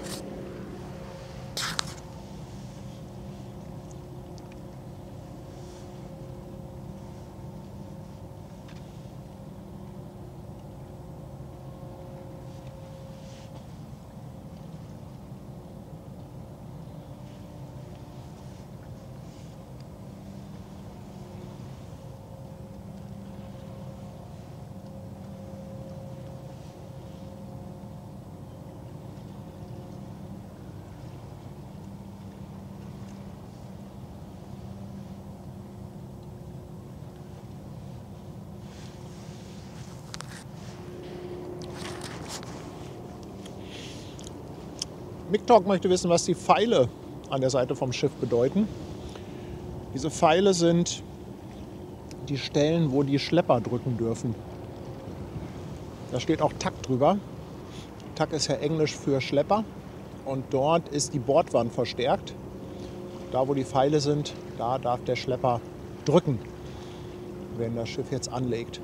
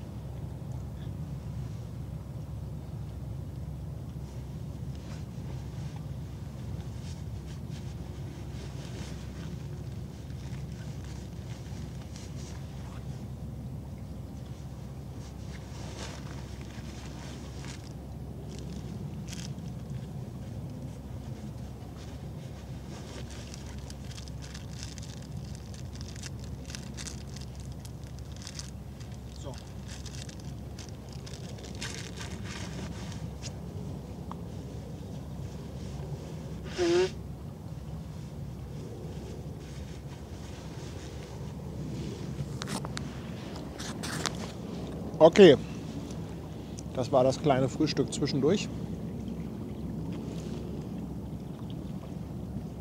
Evergreen verschwindet, die Everart. Also das Drehen und dann rückwärts hier in den sogenannten Parkhafen ziehen, das geht echt immer erstaunlich schnell. Was halt jetzt dann nochmal doch einen Tacken länger dauert, ist das eigentliche Anlegen.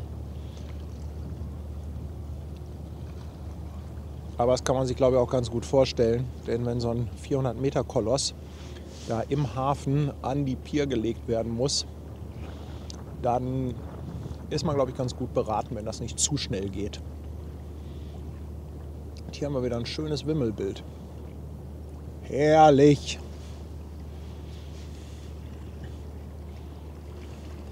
Ja, Knipser, Eskalation am Vormittag. Das hat sich gestern Abend schon angekündigt.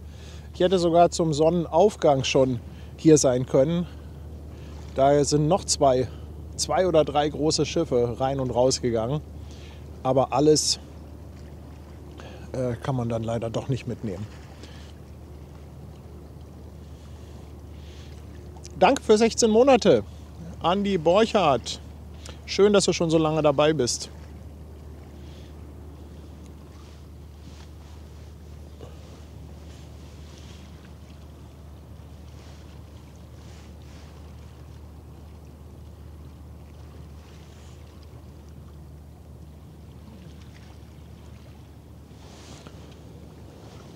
Ja, und im Rückspiegel kommt dann auch die Hyundai Singapur als nächster Kandidat. Dauert aber noch einen kleinen Moment, bis sie dann hier ist.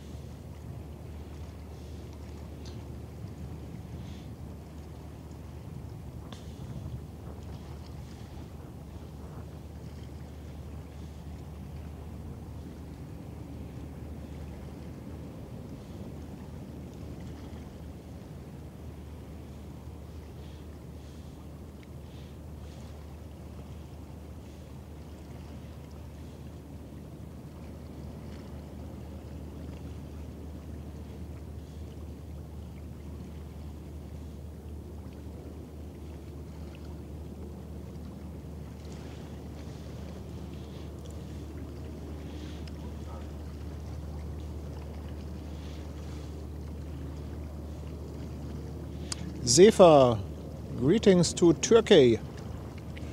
Nice to have you here.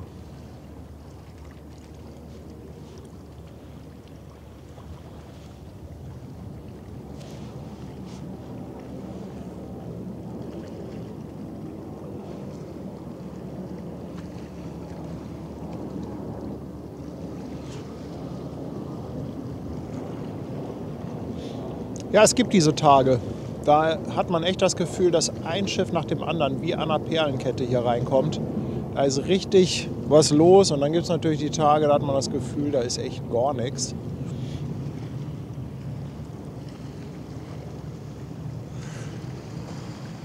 Wie lange bleiben die Schiffe in etwa im Hafen? Hängt natürlich so ein bisschen von der Schiffsgröße ab und davon, wie viel geladen und gelöscht werden muss. Manche Schiffe sieht man echt am gleichen Tag wieder rausfahren. Einige bleiben einen Tag, aber so Schiffe, sag ich mal, von der Größe der Everart, da kann man schon davon ausgehen, dass die so 3 bis 4 Tage da sind.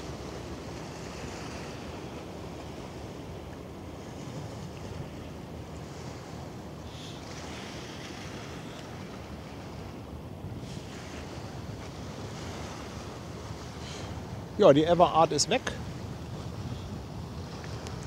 Die MSC, ich weiß gar nicht, wo die hingeht. Hatte eben jemand CTT geschrieben. Aber dann gucken wir uns doch mal diese schöne, bunte Hyundai Singapur an. Baujahr 2006, gebaut in Südkorea. Eine Länge von 304 Metern und eine Breite von 40 Metern, das gute Schiff. War meines Wissens mal in einen Unfall oder in einen Zwischenfall verwickelt, wo sie,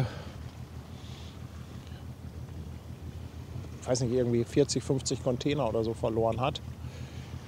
Falls ihr da noch Infos habt oder das mal eben googeln könnt, gerne her damit.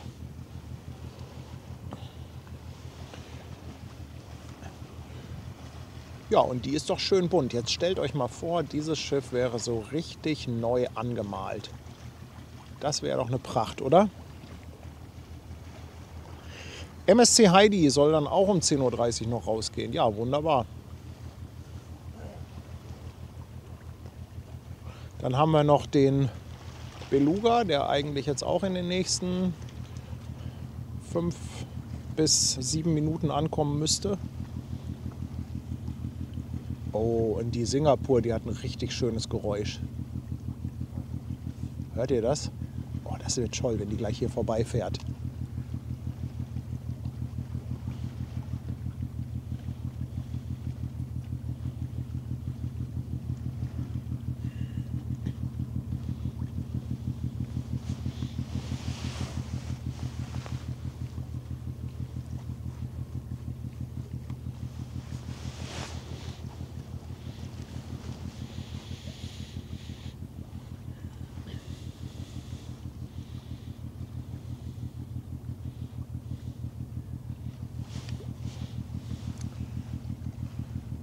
Ich glaube, als nächstes auf der Elbe müsste die Atlantic Star sein.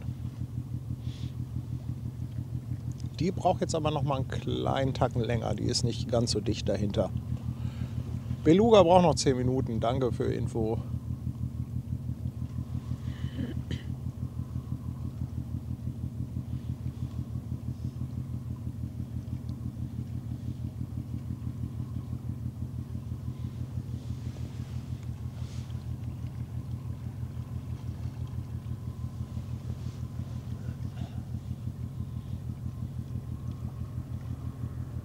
Eine olle Rostlaube.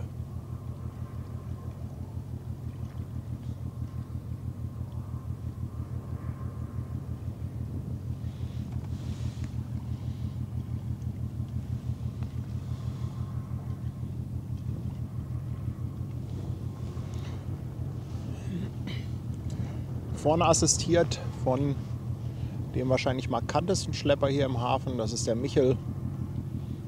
Hat einfach diesen sehr markanten, bulligen Bug vorne. Erkennt man immer sofort, auch schon an der Silhouette. Atlantic Star ist jetzt bei Wedel. Ja, dann können wir gleich ganz in Ruhe den Beluga nehmen. Die Hyundai Singapur, welches Baujahr hat die nochmal? Was habe ich gesagt? 2006 wurde die gebaut.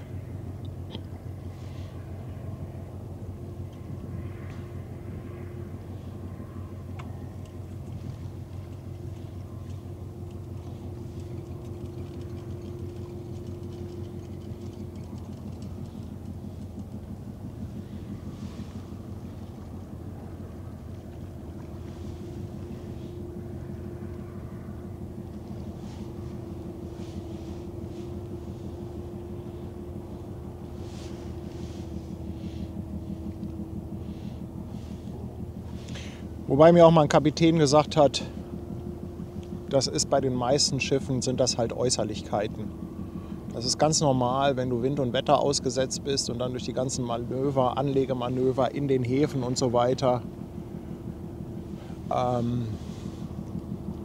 Wichtig ist halt, wie es dahinter aussieht. Das ist die sogenannte Manöverstation. Hier seht ihr mal sehr schön die Winden, weil das Schiff nicht ganz so hoch ist, können wir da mal so ein bisschen drauf gucken.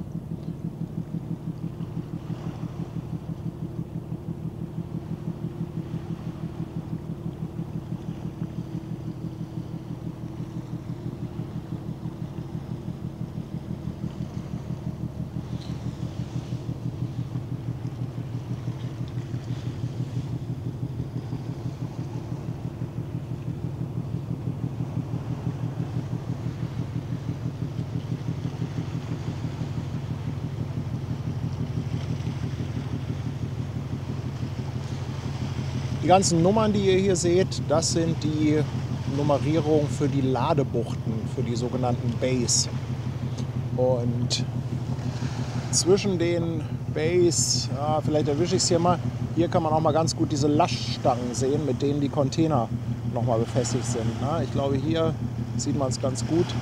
die über Kreuz dann von den sogenannten Laschbrücken abgehen und die Container dann nochmal zusätzlich zu den Twistloks befestigen. Wobei die ganz oben drauf stehen, die sind dann nicht nochmal speziell gesichert.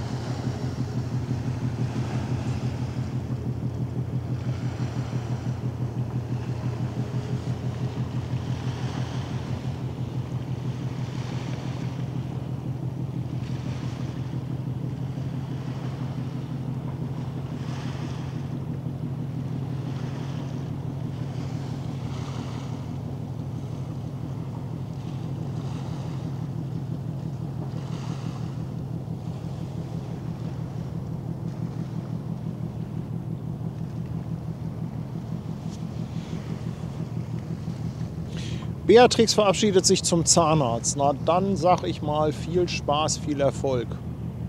Ach ja, und hatten wir nicht vorhin über die Eiseldelta gesprochen? Wer von Anfang an dabei ist, ich habe doch gesagt, die kommt bestimmt so nach 1,5 Stunden wieder. Da ist sie, voll beladen, jetzt mit ordentlich Tiefgang. Bringt also das Baggergut jetzt wieder raus.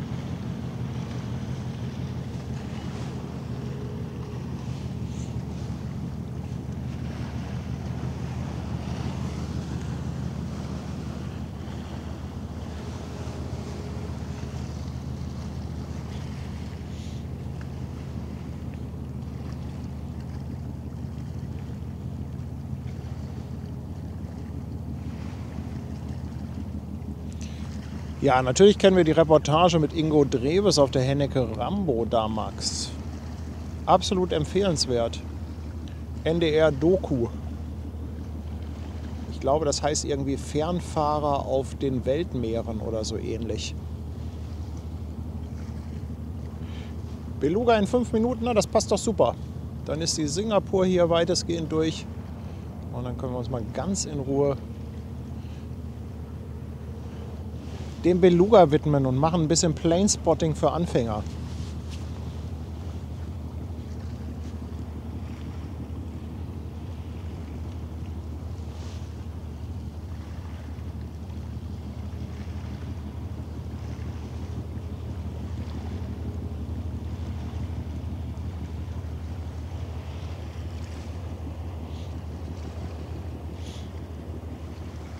Also den NDR-Doku-Kanal, den kann ich sowieso empfehlen. Jeder, der ein bisschen Bock auf Schiffe und Hafen hat, der findet da so viele Dokus. Das kann man gar nicht alles gucken.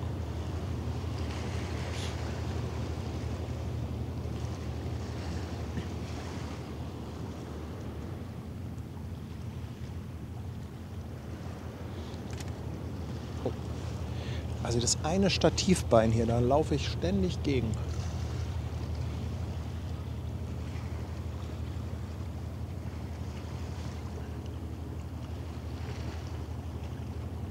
Also ich halte schon Ausschau nach dem Beluga und sobald ich ihn sehe,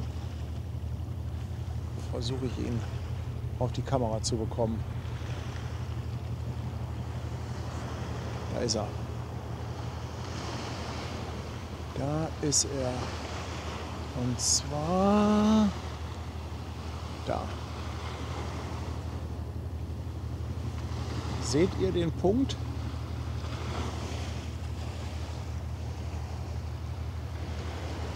Das ist jetzt wirklich ein bisschen winzig. Aber der ist halt auch echt noch ein paar Meter weg. Wird gleich besser. Hat er schon das Fahrwerk draußen? Ich finde das ja immer toll zu sehen, wenn das Fahrwerk rausgeht.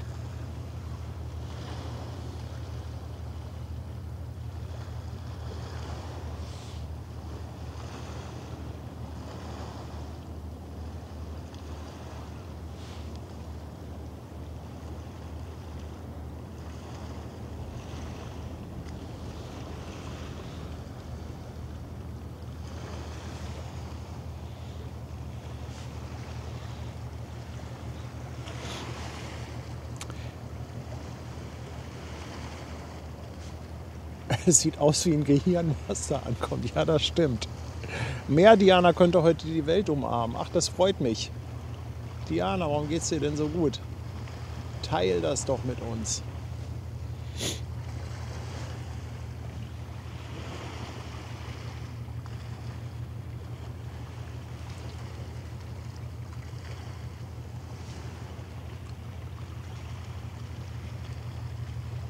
Der Fahrwerk ist noch nicht unten, oder?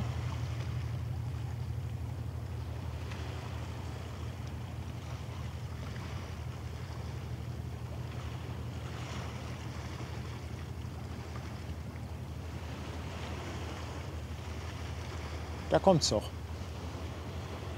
Da kommen noch die beiden Pömpel oben unten raus.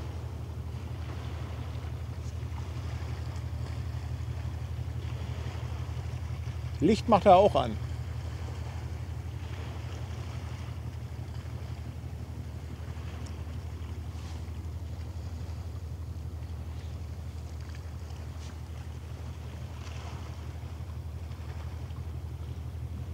Ah, das ist echt eine schöne Position hier für den Beluga.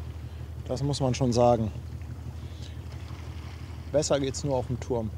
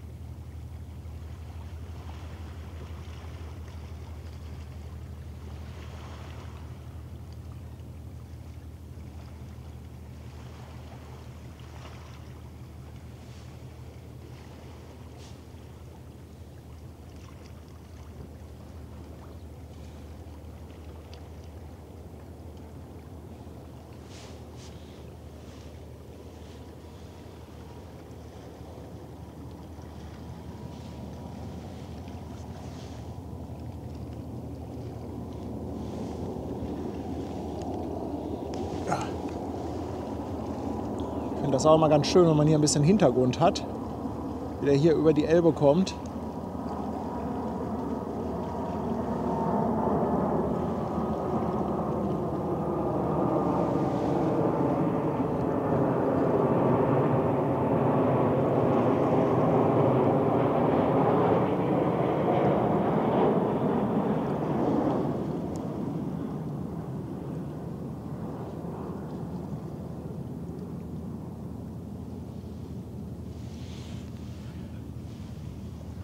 Haben wir wieder einen Beluga in der Sammlung. Noch eine Kerbe ins Holz. Vielleicht müssen wir noch einen Beluga-Zähler einführen.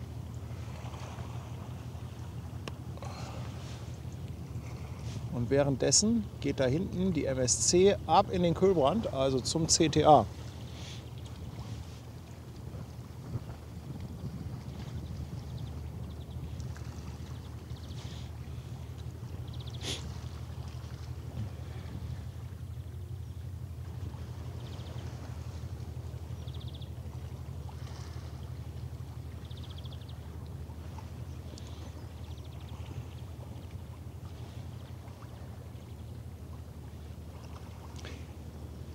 Wenn die Ever Art da gerade gewesen wäre oder auch eins der anderen Containerschiffe, dann hätte der Beluga durchstarten müssen.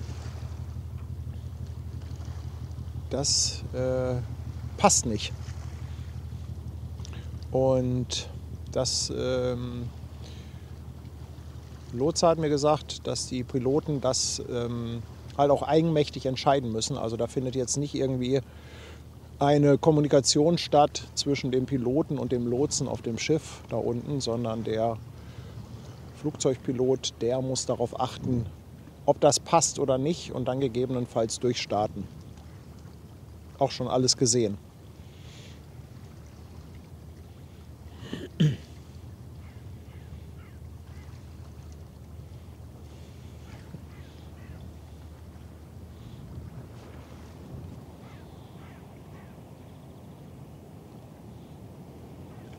Ja, und der setzt halt ja auch kurz hinter der Elbe auf. Ich kann euch das ja gleich nochmal zeigen, wenn ich mit der Kamera rübergehe, aber diese Spundwand ist ja wirklich das Ende von Start- und Landebahn.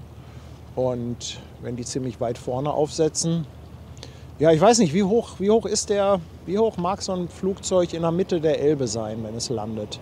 Ihr könnt das besser einschätzen. Ihr könnt doch sicherlich da mal den Landewinkel und die Höhe von so einem Flieger über der Elbe berechnen. Ich würde jetzt mal tippen, dass der über der Elbe noch so um die 100 Meter Höhe hat.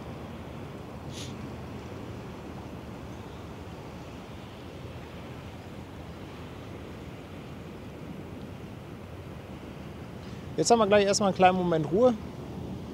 Die Atlantic Star, die braucht noch einen kleinen Moment.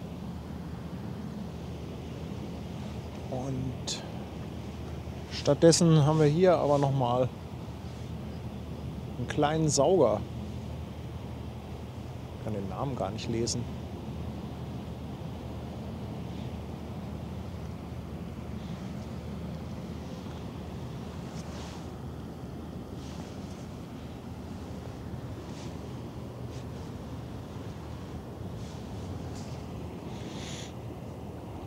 Also Arthur meint 100 Meter wäre ein guter Wert, dann kommt nochmal 180 bis 200 Meter.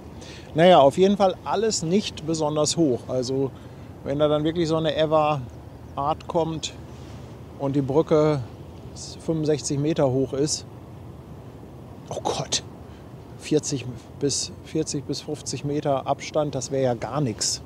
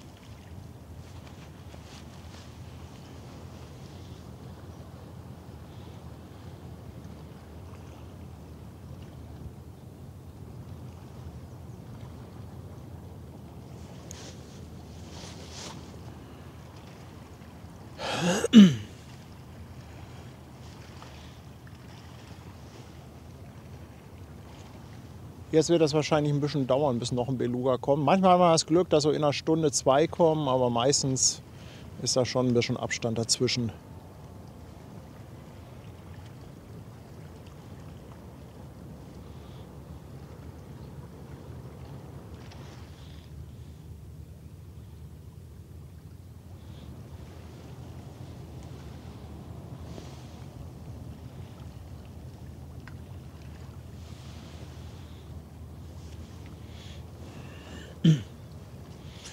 Mirko grüßt vom Elbstrand gegenüber. Mirko, liebe Grüße zurück. Ja, und Chipspotting meldet auch nochmal die MSC Aquarius hinter der Atlantic Star. Wir können da nochmal reingucken.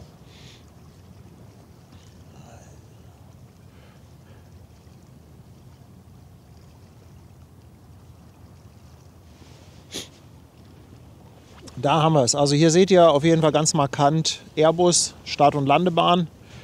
Etwas rechts davon versetzt stehe ich. Und da haben wir die Atlantic Star aktuell mit 8,6 Knoten unterwegs. Dahinter haben wir dann die MSC Aquarius. Die hat dann auch 300 Meter. Die Atlantic Star, die hat auch knapp 300 Meter. Die wird wahrscheinlich hinten zum Oswald Kai gehen. Und dann sind wir aber, glaube ich, weitestgehend mit der Rush Hour durch. Das war dann aber auch echt ein cooles Programm. Ach ja, und wir haben, glaube ich, noch einen Abgänger, habt ihr gesagt, ne? Irgendeine MSC stand noch auf dem Zettel.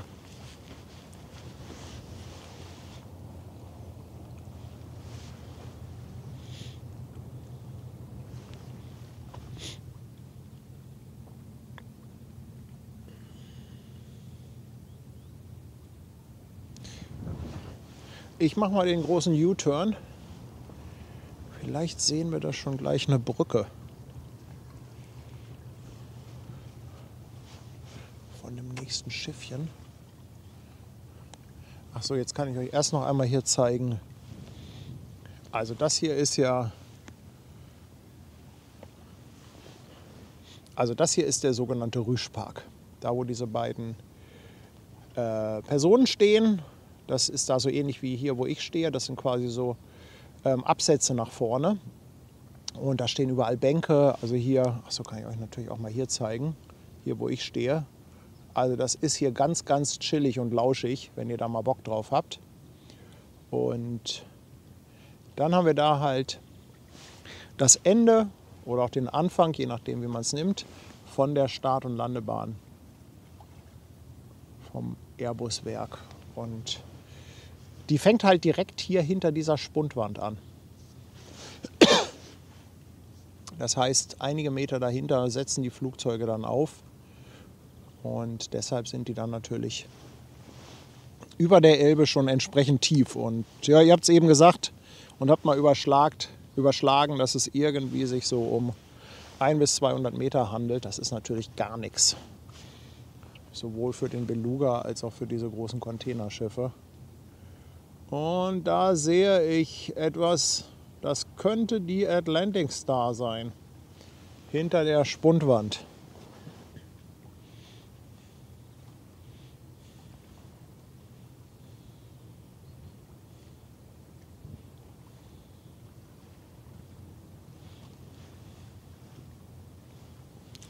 Dr. Drehstrom möchte wissen, ob ich eine Flotte angelegt habe im Wesselfinder. Nee, habe ich nicht gemacht. Das wären, ich wüsste gar nicht, welche Schiffe ich da reinnehmen sollte. Also beim Wesselfinder kann man sich kann man sagen, eigene Flotte anlegen. Und dann kann man da halt die Schiffe so ähnlich wie so Favoriten ablegen, die man besonders gerne oder besonders häufig verfolgen möchte. Aber das habe ich in dem Sinne nicht. Und die kostenpflichtige Version ist ehrlich gesagt gar nicht so teuer bei Wesselfinder. Ich glaube, die kostet 50 oder 60 Euro oder Dollar im Jahr. Die habe ich in erster Linie, weil man dann noch ein paar mehr Infos bekommt und dann auch keine Werbung.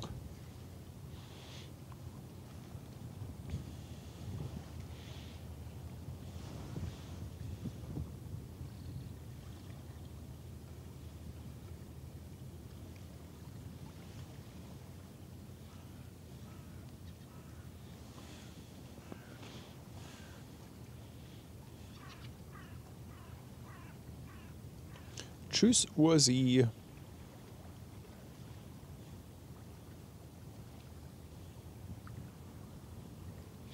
Klabautermännchen meint, Flightradar würde den Beluga über der Elbe mit weniger als 50 Meter zeigen. Ja. Also ihr seht, das sind alles Größen, 50 Meter, 100 Meter, das ist alles in einem Bereich, wo man darunter kein Schiff haben möchte mit einer Höhe von 60 oder 65 Metern. Selbst ein kleiner Fieder, der vielleicht 25 oder 30 Meter hoch ist, selbst das ist alles Quatsch. Und deshalb gilt halt auch absolutes Verbot des Überflugs über Containern. Nichtsdestotrotz kann man teilweise sehr, sehr coole Bilder machen, denn manchmal täuscht die Perspektive ja.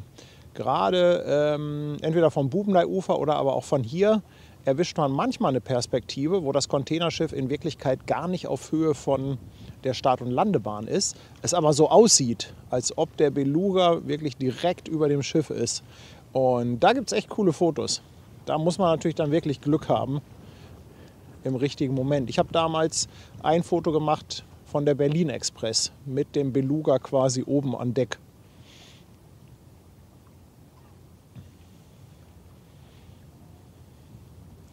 Markus Liermann ist auch da. Moin, mein Lieber.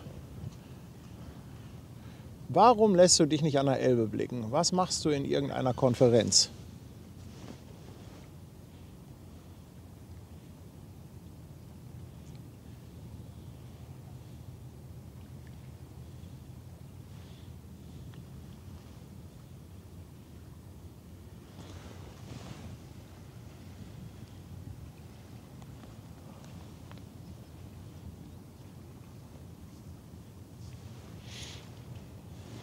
Ich muss mal gerade Akkus checken.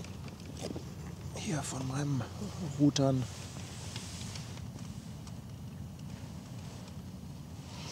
Denn ja, das merkt man halt schon bei den Temperaturen. dass die Akkus alle deutlich kürzer halten. Und ich habe einen Akku, wenn der plötzlich alle ist, ist das Bild schwuppdiwupps weg. 12:31 Uhr meldet ihr den nächsten Beluga nach Hamburg. Ja, das dauert ja noch ein bisschen, aber gucken wir mal, was die Schiffchen uns hier so bringen. Komm, wir nehmen noch gerne einen Lotsen mit, oder? Da ist ein bisschen Bewegung drin.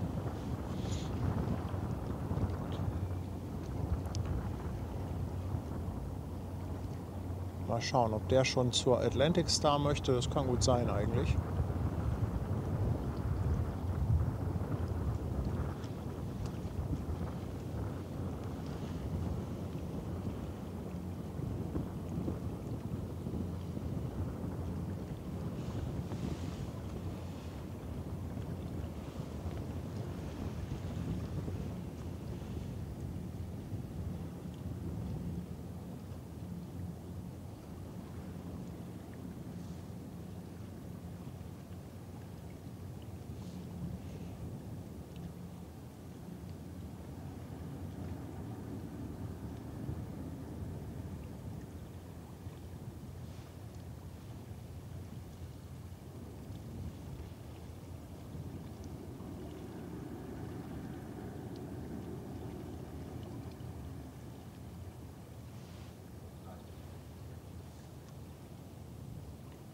Was? Beluga geht hoch, Anja, aber nicht hier.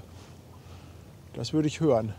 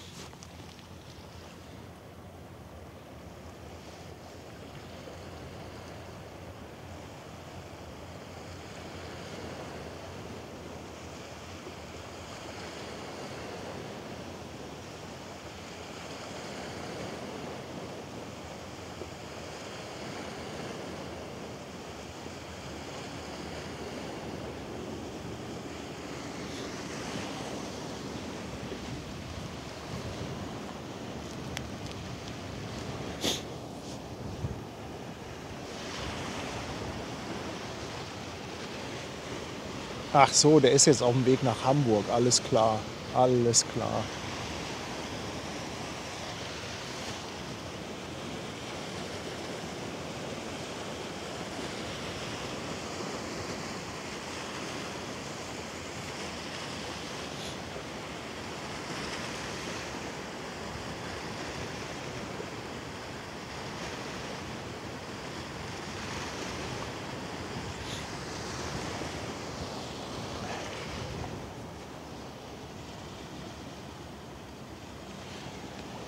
Ja, was wir da gleich kommen sehen, ist die Atlantic Star. Das ist ein sogenanntes Conro-Schiff. Ein kombiniertes Container- und Roro-Schiff. Roro steht für Roll-on, Roll-off. Also einfach ein Fahrzeugtransporter.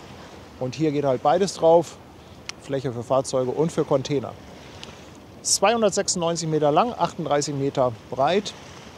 Hat eine Kapazität von etwa 3.800 Containern und eine Stellfläche für Fahrzeuge von knapp 29.000 Quadratmeter, wo dann etwa 1.300 Fahrzeuge drauf Platz finden, je nachdem natürlich, wie groß die Fahrzeuge sind. Die nehmen natürlich PKWs mit, aber auch LKWs, Trailer und so weiter, alles was irgendwie Räder hat.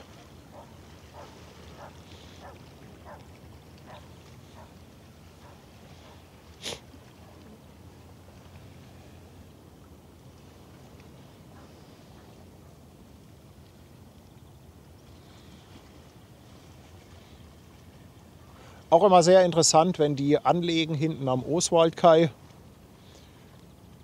Da ist man auch sehr, sehr nah dran. Wäre jetzt auch Wäre jetzt auch ein schöner Stream gewesen, aber da komme ich leider nicht mehr so schnell hin. Ja, Vega, also die geht zum sogenannten Oswald Kai.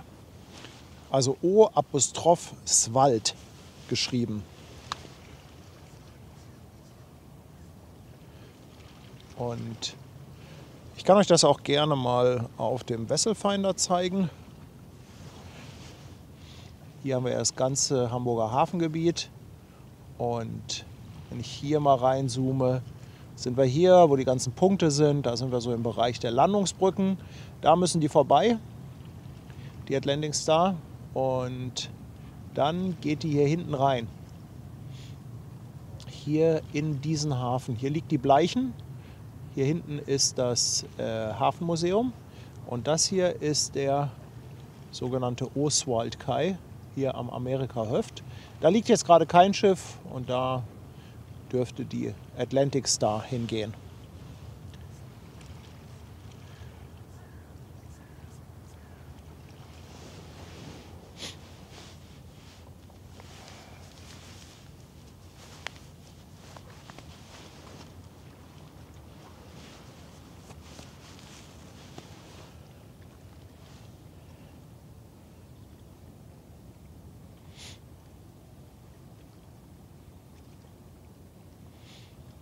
Thomas ist auch da, unser Fluggesellschafter.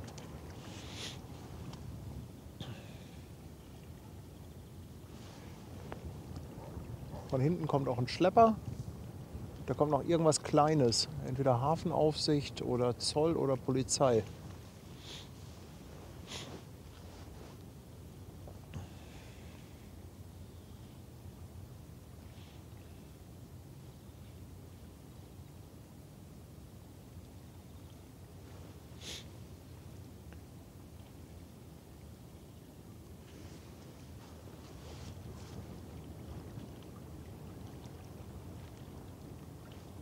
Ich glaube sogar, das ist ein Fairplay-Job.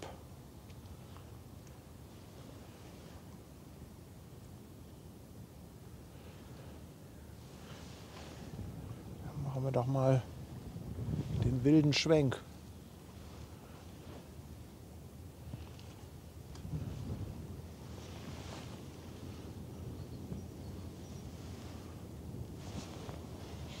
Jo, da haben wir Polizei.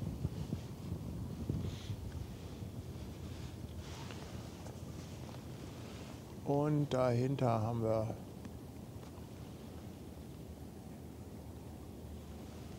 Fairplay 95. Ach, wunderbar.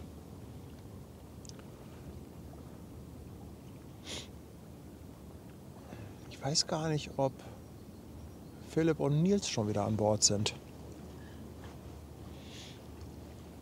Könnte sein. Könnte sein, dass die seit gestern oder heute schon wieder an Bord sind.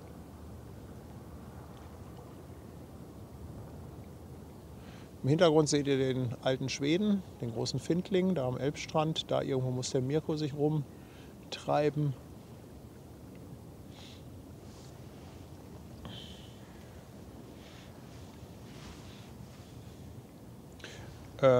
Cookie, ja genau, also hier für als Stromquelle habe ich so kleine Powerstations und Powerbanks.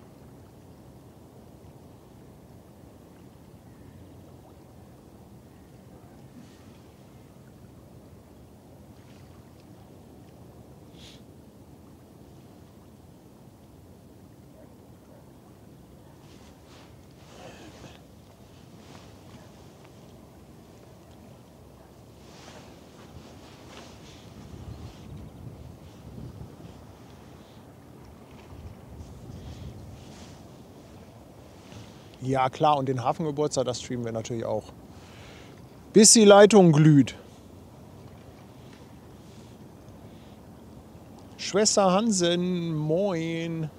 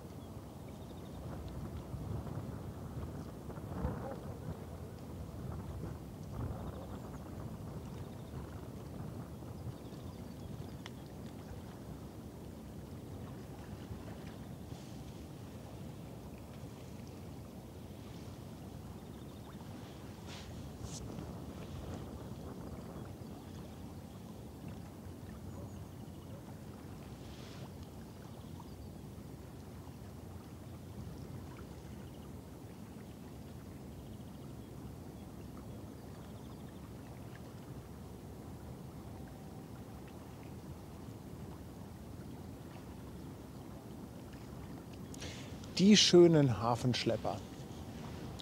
Diese Baureihe von Fairplay hat eine Zugkraft, einen Pfahlzug von 80 Tonnen. Ungefähr 6700 PS.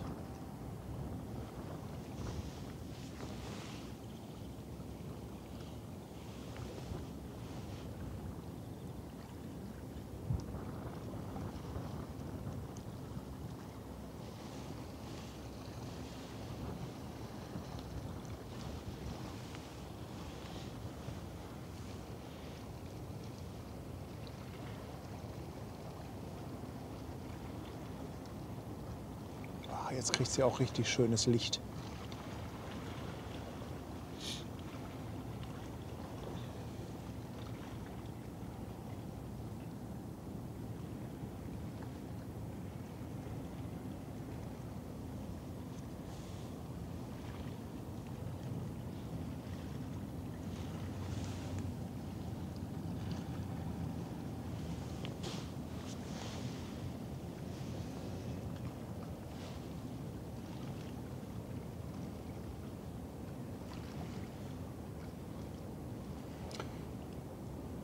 Das sieht mir nicht wie Philipp aus.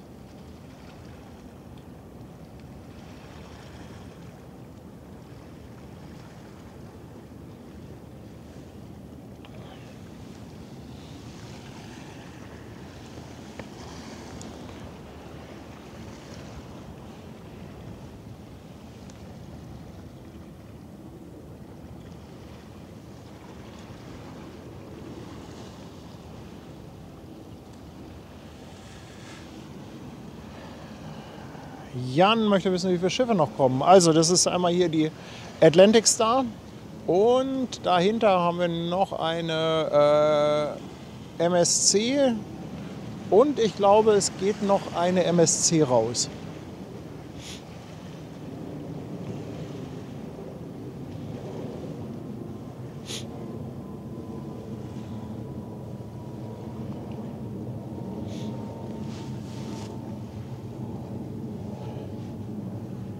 Ja, Holger, wenn du Kaffee holen gehst, dann bring mir mal bitte einen mit. Ich könnte nämlich jetzt sehr gut einen gebrauchen.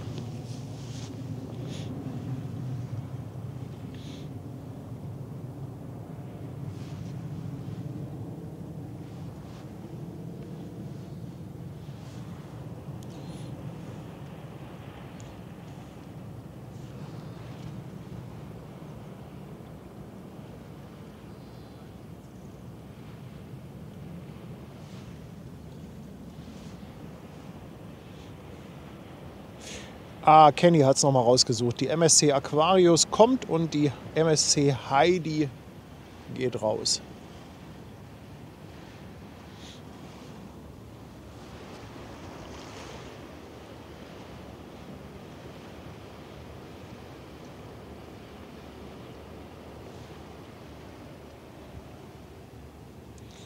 So, und gleich Rendezvous mit Fairplay 95.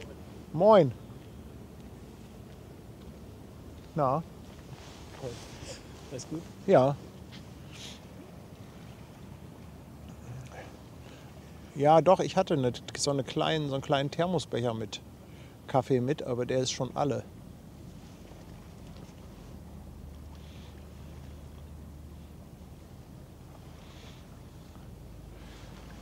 Heidi kommt gleich raus.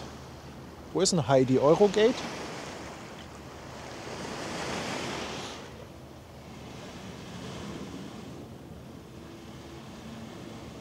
Bist du wegen was Bestimmten hier oder auch einfach nur so? Für die MSC war ich hier, für die Dakar, für die Hyundai und für die Aquarius. Also. Mhm. Und die andere MSC geht ja noch raus.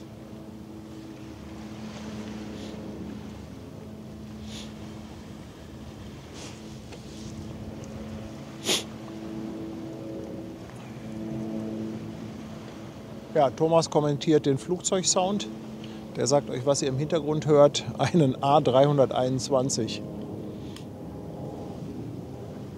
Aber es geht doch einfach nichts über eine schöne Schiffsmaschine. Da kann so ein Flugzeugtriebwerk einfach nicht mithalten.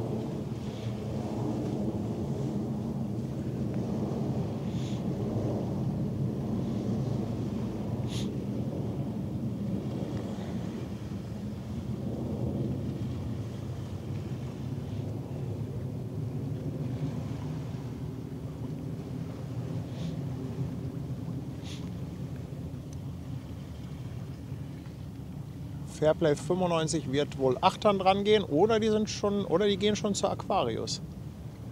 Aber eigentlich sind, glaube ich, hier die ACL sind, glaube ich, auch Fairplay-Jobs. Ich denke, Fairplay 95 geht Achtern an die Atlantic Star.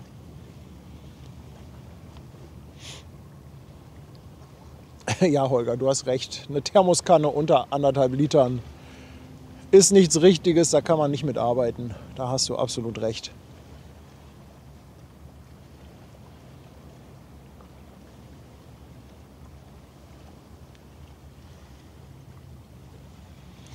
Und hier sieht man es jetzt ganz gut, dass da halt oben auch noch Container drauf kommen oder passen.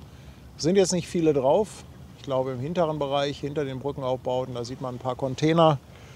Aber ansonsten nicht so wahnsinnig viel drauf.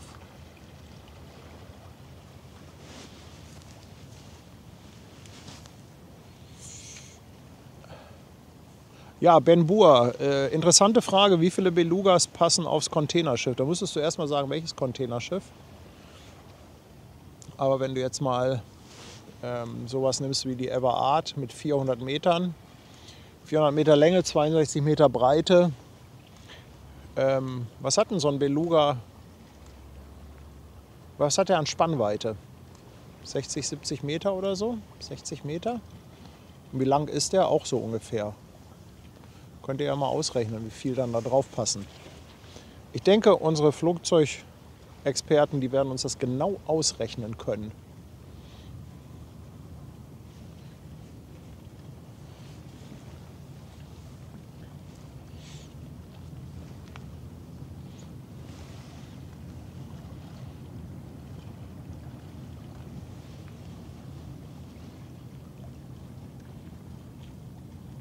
Ach, guck mal, auch ein schönes Bild, oder?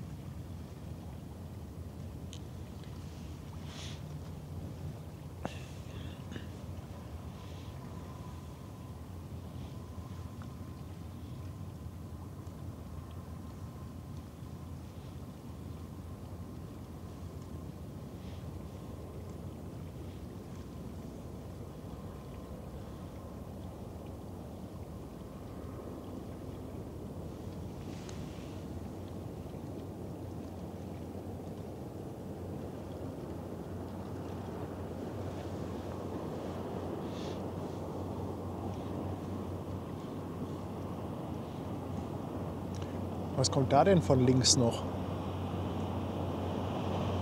Was ist das denn?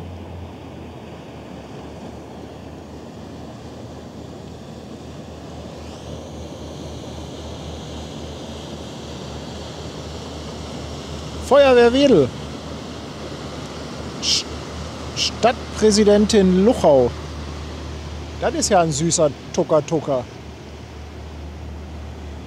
Sieht tatsächlich aus wie so ein Tuk-Tuk. Nur ohne Räder.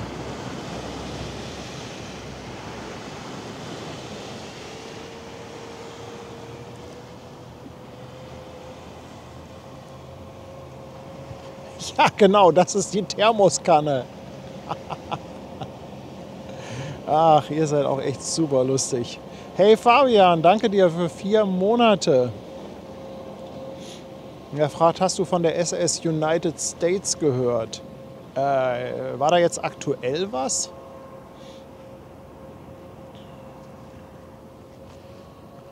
SS United States, was war denn da? Irgendwas war gestern in der Presse. Nee, hilf mir gerne, hilf mir. Irgendwas war doch gestern, irgendwas ist doch gestern passiert.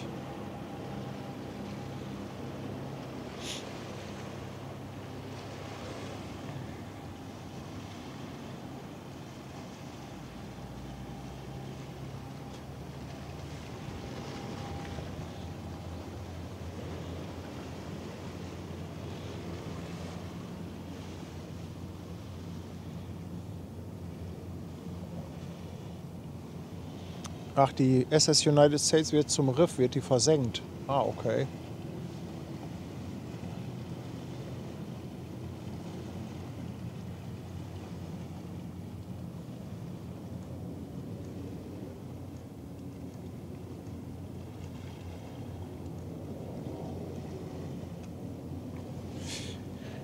Waufzibär ist da, hat gerade eingeschaltet und fragt auch nochmal, was das für ein Schiff ist. Also, was ihr hier seht, das ist die Atlantic Star, ein sogenanntes Conroe-Schiff. Das ist ein kombiniertes Schiff, das sowohl Container oben an Deck transportieren kann.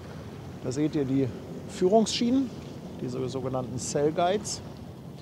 Und unter Deck kann das Schiff Fahrzeuge transportieren. Deshalb Conroe. Es gibt auch Ro-Ro, das sind reine Autotransporter. Roll-on, Roll-off. Und hier haben wir halt ein Kombischiff. Es sind jetzt wenig Container an Bord. Vorne stehen so ein paar, hinten.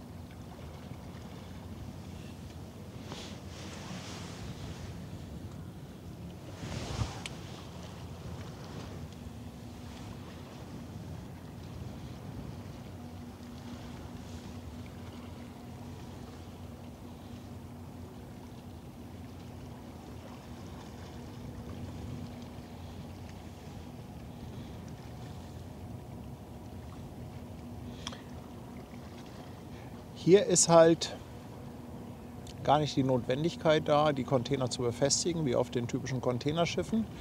So müsst ihr euch das auch unter Deck bei den Containerschiffen vorstellen. Das heißt, unter Deck gehen dann quasi auch diese Wände runter mit diesen Führungsschienen. Das sind sogenannte Sail Guides. Und da werden die Container einfach nur reingestellt. Das heißt, da werden die gar nicht mehr mit Twistlocks oder mit Laststangen befestigt, sondern werden einfach nur übereinander gestapelt. Ja. So in etwa sieht das unter Deck aus. Bei den großen Containerschiffen ist dann irgendwann an Deck kommt dann ein großer Deckel drauf, ein Lukendeckel, meistens mehrteilig, weil einer einfach viel zu groß wäre. Und dann kommen auf die Deckel die Container, die an Deck gestaut sind. Und meistens stehen unter Deck nochmal so viel wie an Deck, teilweise sogar mehr.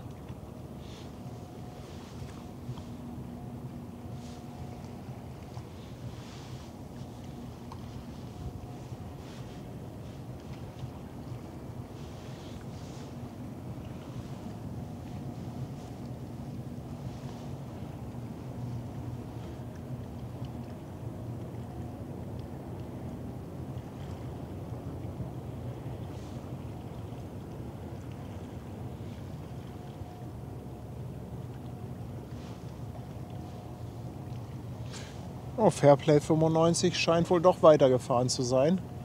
Zumindest sehe ich ihn nicht. Aber was sehe ich denn da eigentlich?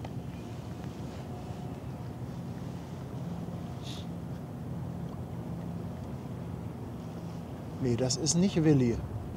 Sieht aber fast genauso aus. Ist aber nicht Willi.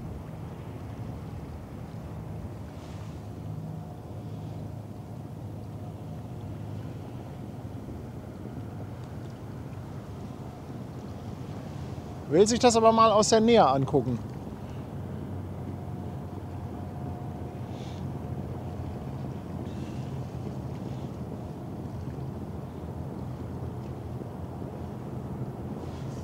Ja, die 95 ist wohl zur MSC gefahren. Und wenn ich jetzt mal rüberschwenke, dann sehen wir auch, dass Heidi sich schon aus dem Parkhafen geschlichen hat. Da im Hintergrund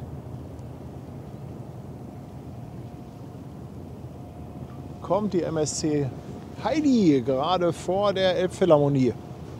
Leute, was ist das heute für ein Verkehr hier auf der Elbe? Das ist wieder wie am Kamener Kreuz. Wäre schön, wenn das jeden Tag so wäre.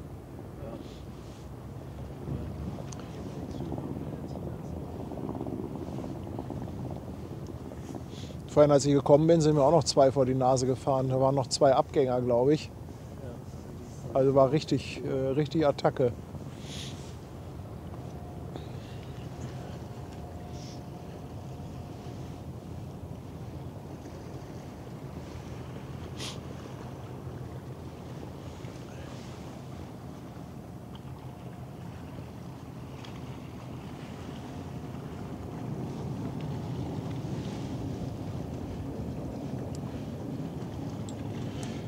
Die MSC Heidi geht nach Antwerpen.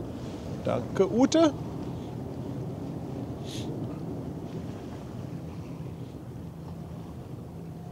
Und da haben wir gleich einmal Schiffsknutschen.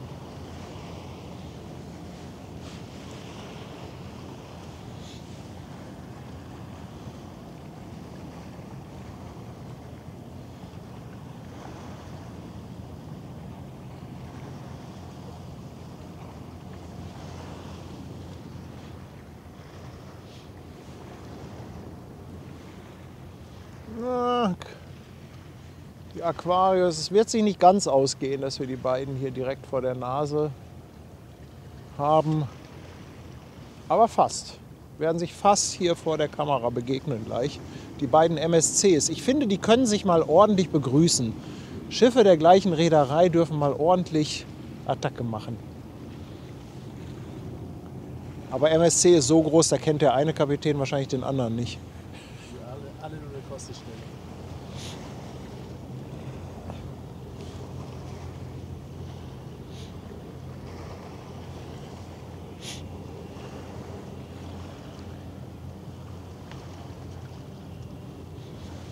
Hier seht ihr auch bei der Atlantic Star hinten diese riesige Rampe, über die dann die Autos rein und raus gefahren werden.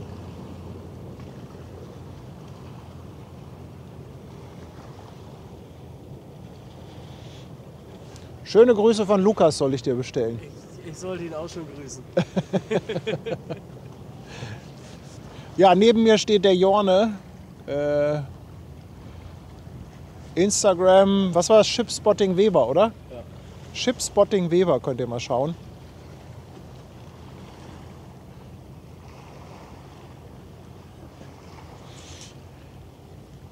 Und ich denke, was er fotografiert, sagt der Name schon, oder? Flugzeuge. Flugzeuge, genau. Der Shipspotter, der Flugzeuge fotografiert.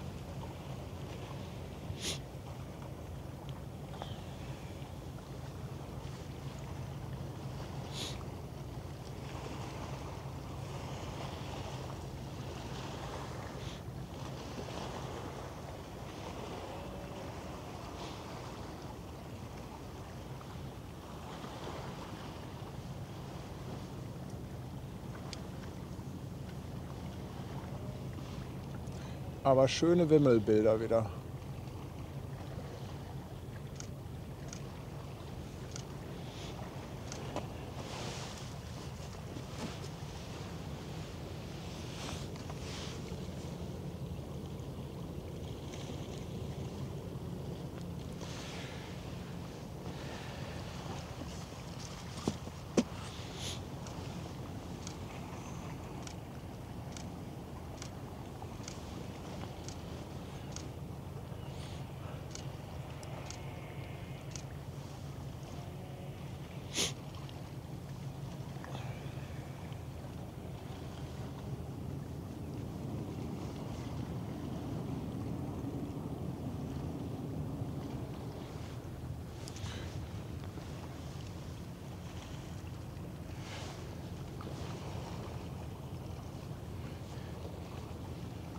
Also, zwei MSCs, die sich gleich begegnen.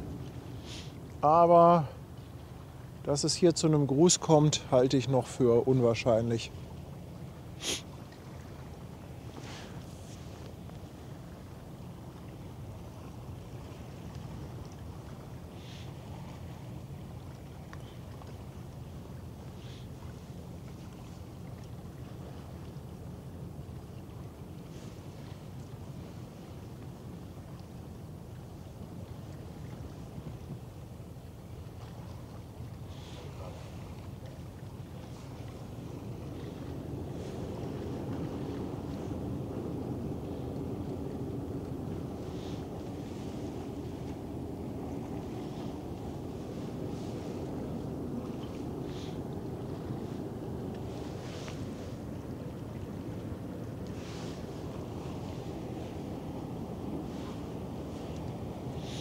Ist das spannend. Wo treffen sie sich? Also es könnte sich so ausgehen, dass sie wirklich direkt vor der Kamera sich treffen. Das gibt auch ein sehr schönes Bild, wenn Bug an Bug dann sich quasi passieren.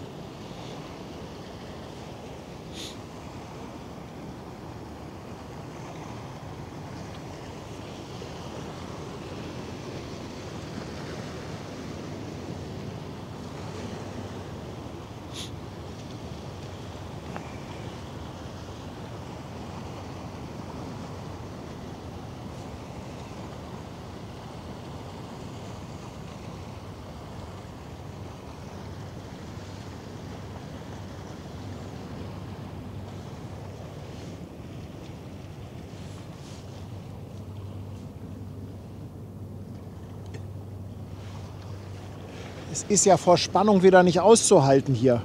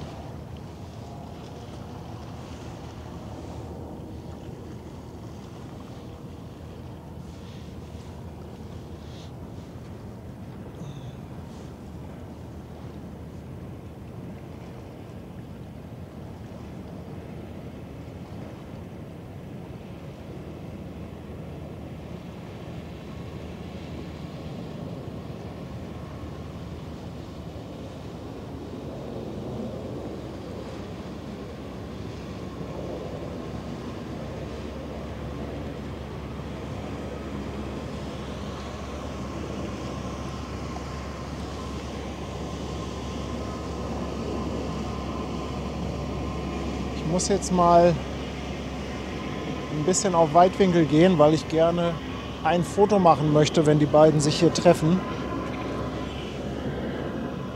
Müssten eigentlich beide gleich ins Bild kommen.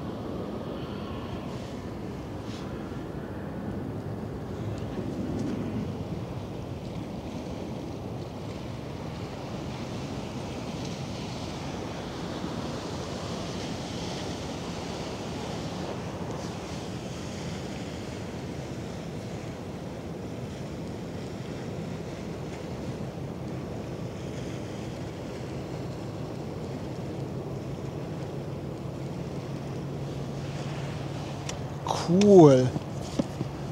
Sehr cool.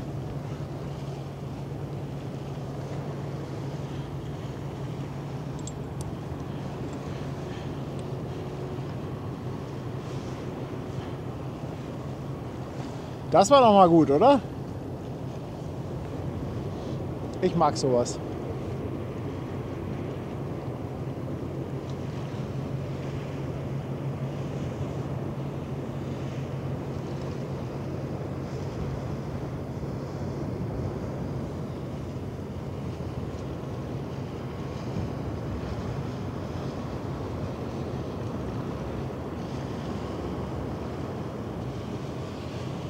Jetzt noch eine Hupe und der Tag wäre perfekt.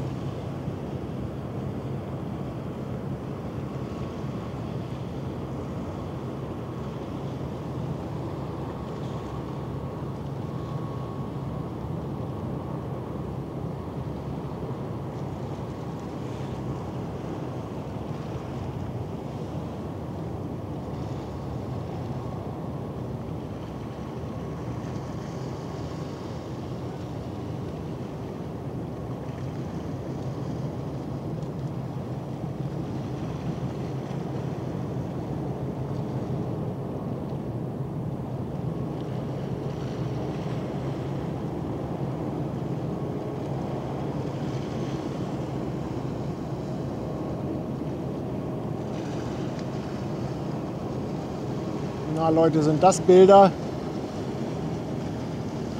Komm, das ist doch wohl schon wieder eine 2 Plus, oder?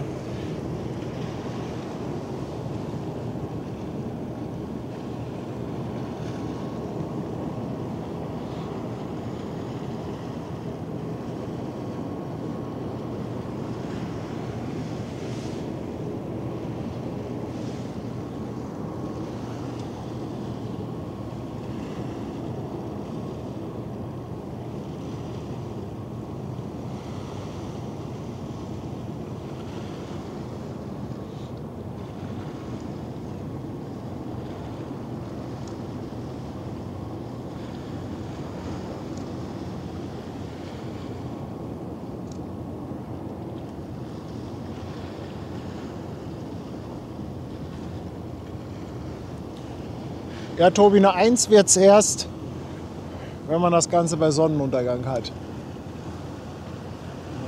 Wasser, Platz 6. Also irgendwas mit Wasser und Feuer. Irgendwas ist da hinten, ne? Ja.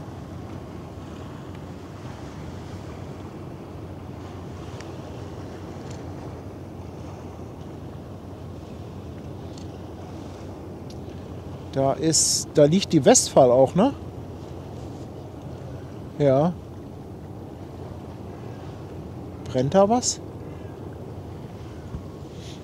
jeden Fall eine Feuerwehr. Ja, ja, Feuerwehr und die Westphal liegt da unten. Ja, nicht das erste Mal. Ist deshalb auch der Lütte hier rausgekommen, keine Ahnung.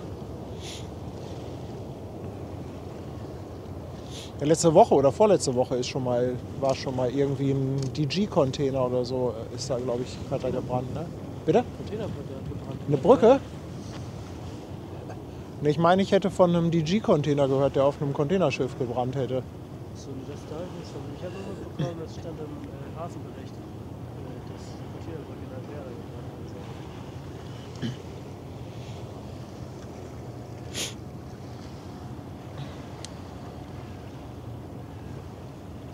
ist. Ja, vielleicht ist das auch einfach nur eine Übung.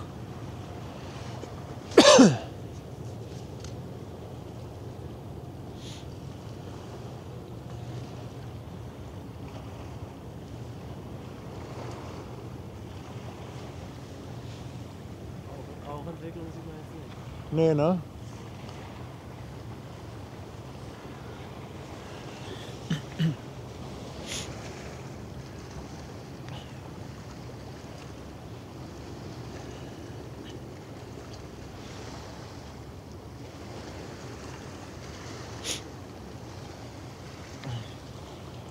Ja, ihr schreibt es auch. Könnte eine Übung dafür sein, dass die Westphal mit ihren Pumpen die Teleskopmasten speist.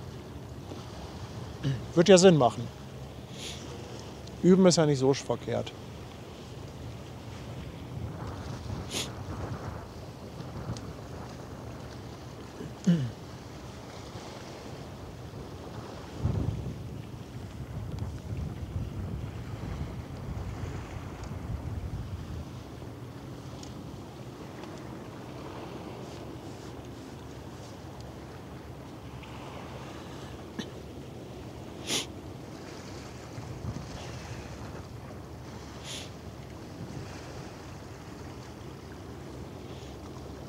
Ja, das stimmt auch. Wenn da wirklich was brennen würde, dann wäre da wahrscheinlich auch Polizei in der Nähe und wird dann auch noch mal zusätzlich absperren.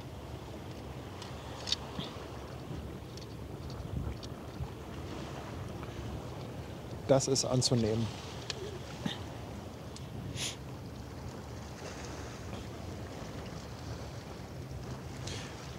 Jetzt wisst ihr auf jeden Fall, wie Ebbe und Flut gemacht werden. Der eine pumpt's raus, der andere spritzt es wieder rein. Das ist nämlich auch so ein künstliches Konstrukt, Ebbe und Flut. Das hat überhaupt nichts mit Natur zu tun. Das ist alles auf dem Mist der Feuerwehr gewachsen. Mirko, 2 Euro, ganz, ganz lieben Dank. Er schreibt, er ist gegenüber am Anleger.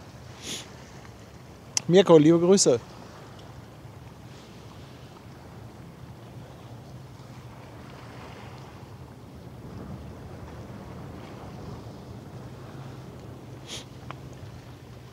Ah, dann geht die Aquarius doch bestimmt auch zum Eurogate.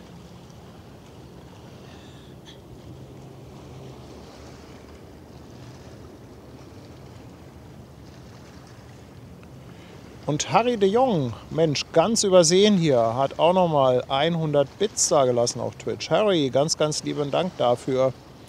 Und Dark Chris habe ich auch völlig übersehen. Ist im 6. Monat mit dem Prime Sub dabei auf Twitch. Danke dir.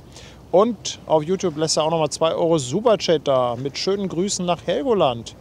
Chris, ganz, ganz lieben Dank. Und sorry für die kleine Verspätung hier.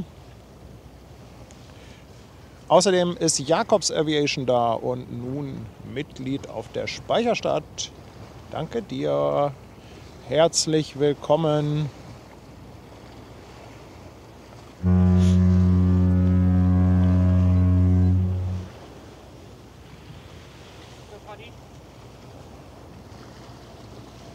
Moin. Na? Du hast was für mich? Oh, Geschenke am Morgen. Ach du, ein Kaffee. Wie geil ist das denn? Wie geil ist das denn? Mann. Danke dir. Hab ich gesehen. Mensch, Der Mann braucht der. das ist ja sensationell. Ist aber nur schwarz, ne? Ja, aber es reicht, das reicht. Nein, mach leer das Ding. Nein, Ist extra für dich. dann bin ich für die Flut zuständig in der Elbe, wenn ich das alles austrinke. Auf der anderen Seite wird Danke. immer wieder Stöpsel gezogen. Ah. Dirk war dein Name, ne? Daniel. Daniel, genau, Daniel. Daniel. Ja, guck mal, war ja schon nah dran mit dem D. Daniel ist immer für die Verpflegung im Rüschpark zuständig. Letztens schon eine Pommes gebracht.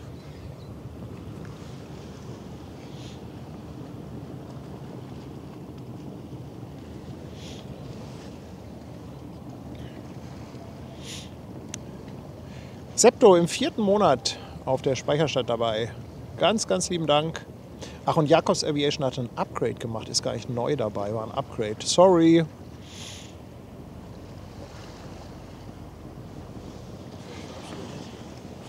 Ja, Also, hau mir ist es rein. zu kalt. Wie, dir ist das zu kalt? Ich bin schön Wetterfotograf. Ja, hallo, schön Wetter. Also wenn nicht schön Wetter, Nicht zu kalt. also das ist doch perfekt heute. Tropische Temperaturen. Jetzt ist ja auch vorbei mit dem schönen Wetter. Ja, ab heute Nachmittag soll es erstmal wieder pieseln. Am Wochenende sollte es 13 Grad werden, ne? Ja, Und damit kommt das schlechte Wetter. ist wieder Bikini-Wetter. Sonntagmorgen 10 Uhr Ever Smile. Einmaliger Anlauf. Ever Smile, Eine von den alten. Einmal kommen. Sonntagmorgen. Aber ist die besonders hübsch oder nur besonders selten? Das ist eine von den alten klassischen, ne? Brücke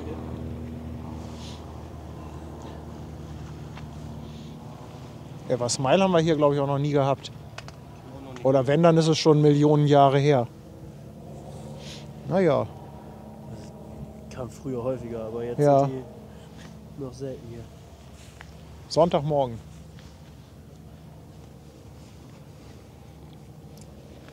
Oh, klasse. Tschüss.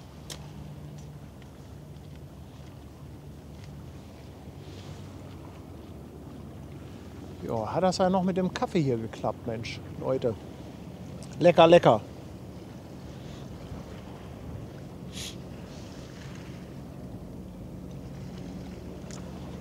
Jürgen, ganz lieben Dank für den Hinweis. Was von der Wunschliste. Dankeschön.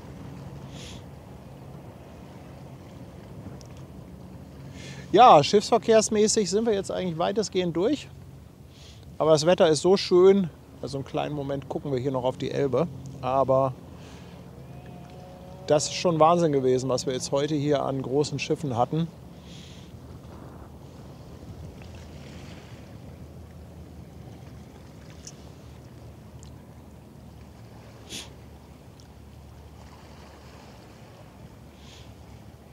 Ja, Tina. Daniel ist mein Mann in Finkenwerder. Wenn er Zeit hat. Aber ist auch klasse jetzt, ne? Kaum Wind. Sonne scheint. Ist auch eine angenehme Kälte, finde ich. Ja, Nicht so nasskalt so. auch gerne draußen. Ja, ich finde auch, das geht. Ja, und die Ute, die Eiseldelta kommt auch schon wieder zurück. Die habe ich doch hier in der zweiten Kamera. Fast. Er hat sich stets bemüht mit dem Fokus.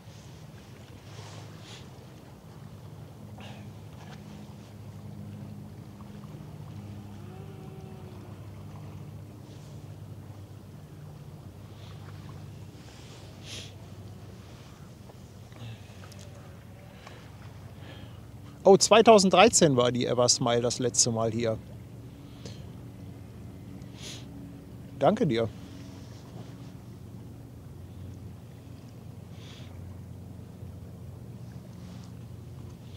Ja, mal gucken. Mal gucken. Wetter und Licht müssen mitspielen. Lust und Laune. Erstmal wollen wir Samstag wahrscheinlich weiter Klemmbausteine bauen.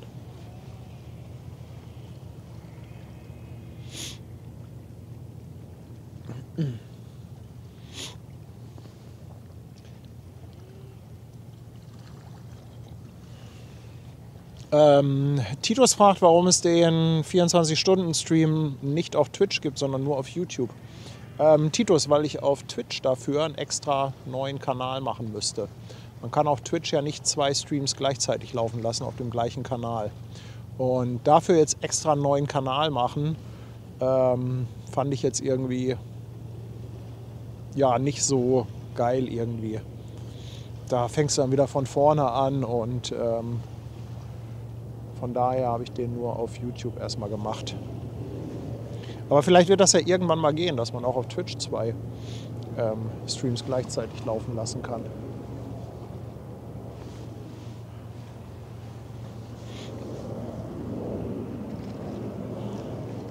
Callahan, ja, eigentlich wäre ich Samstag nicht da gewesen, aber Pläne haben sich alle über den Haufen geschmissen. Eigentlich wäre ich jetzt auf dem Weg nach Istanbul, aber mein Flug wurde gestern gecancelt wegen Schneechaos in Istanbul. Alles abgesagt und die Wahrscheinlichkeit, dass ich morgen fliegen könnte, war auch extrem gering. Und da habe ich gesagt, komm, das verschieben wir nochmal alles. Wäre zwar bestimmt geil gewesen, so Schneechaos in Istanbul, aber da hätte ich schon 1-2 Tage jetzt eher fliegen müssen, dann hätte ich das vor Ort erlebt. Ja, und so hat sich alles planungstechnisch in Luft aufgelöst.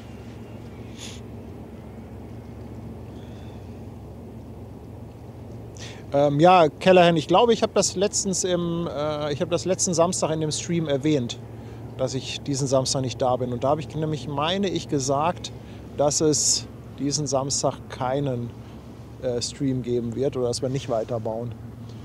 Aber ihr kennt mich ja, ne? Was interessiert mich mein Geschwätz von gestern und schon gar nicht das von letzter Woche?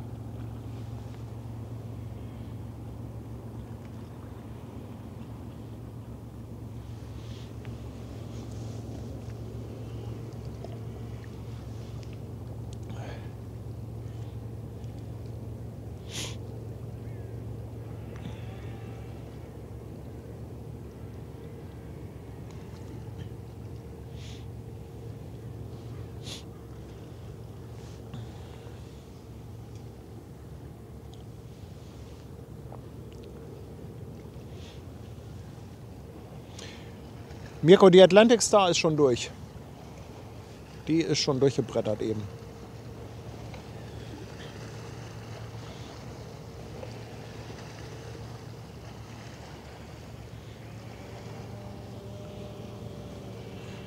So, ja, und die Aquarius geht dann wahrscheinlich zu dem Liegeplatz, wo die Heidi vorhin war, oder? Wird doch Sinn machen.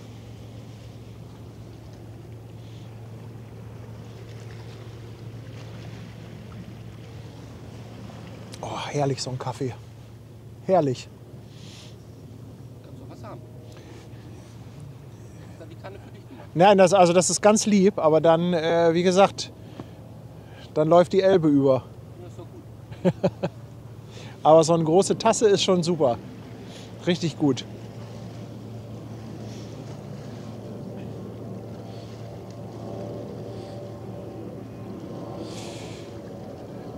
Peer Aberhoff mit 100 dänischen Kronen. Was für ein sensationeller Morgen. Ja, Peer, da hast du recht. Das ist wirklich ein richtig schöner Morgen. Man mag gar nicht daran denken, was passiert, wenn der plötzlich zu Ende geht.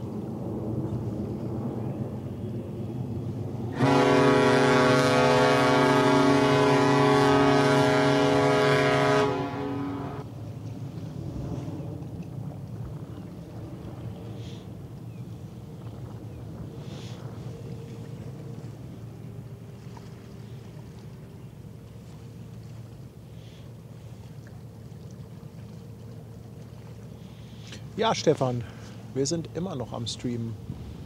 Das heißt wir, ich. Aber der große Verkehr ist durch. Die Rush Hour ist vorbei. Jetzt ist gleich erstmal Siesta angesagt auf der Elbe.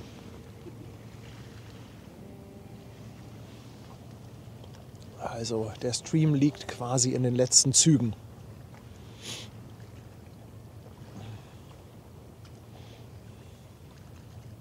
Wie lange läuft der Stream jetzt? So knapp 3 Stunden.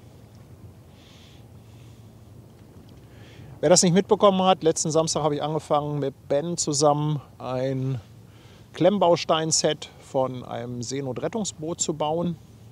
Das hatten Ben und Kirsten uns zur Einweihung von Deck 7 geschenkt und da habe ich gesagt, Ben, das müssen wir auf jeden Fall zusammenbauen.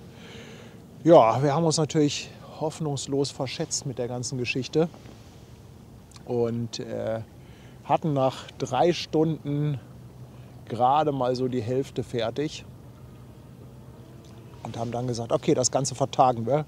Und ich hoffe, dass wir dann in der zweiten Runde das Schiff komplett fertig bauen. Ich habe das Ganze genannt Schiffe gucken, Schiffe bauen, denn nebenbei haben wir auch noch eine Kamera, die aus dem Fenster geht. Das heißt, es ist nicht nur die ganze Zeit bauen, Schiff bauen, sondern nebenbei gucken wir auch die ganze Zeit, was auf der Elbe vor Deck 7 passiert. Und vielleicht haben wir ja Glück, dass da dann ein bisschen Verkehr ist. Martin ist da und meldet sich mit der Bestätigung, dass wir am 28.02. auf der Stettin sind. Ja, Martin kümmert sich darum, dass wir auf der Stettin eine kleine Führung bekommen, beziehungsweise einen kleinen Stream da machen können, wo es auch so ein bisschen darum geht, Funktionsweise, Technik, Geschichte der Dampfmaschine. Und Martin hat da gute Kontakte und kümmert sich dankenswerterweise darum. Bin ich schon gespannt. Ja, Martin, jetzt hätten wir uns, wenn ich es gewusst hätte, hätten wir uns auch diesen Freitag treffen können. Aber als wir den Termin gemacht haben, da bin ich davon ausgegangen, dass ich in Istanbul bin.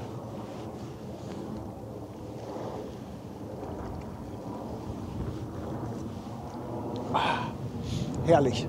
Darf ich dir den geben? Ganz, ganz lieben Dank.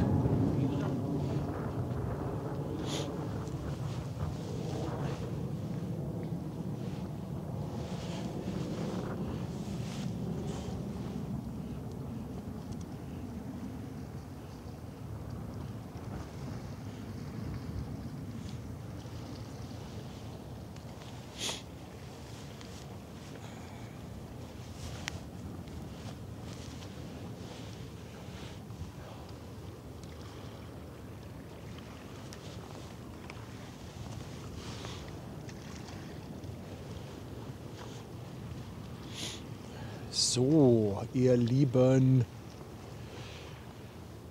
Also ich fand, das war ein richtig entspannter Morgen, ein richtig schöner, entspannter Stream.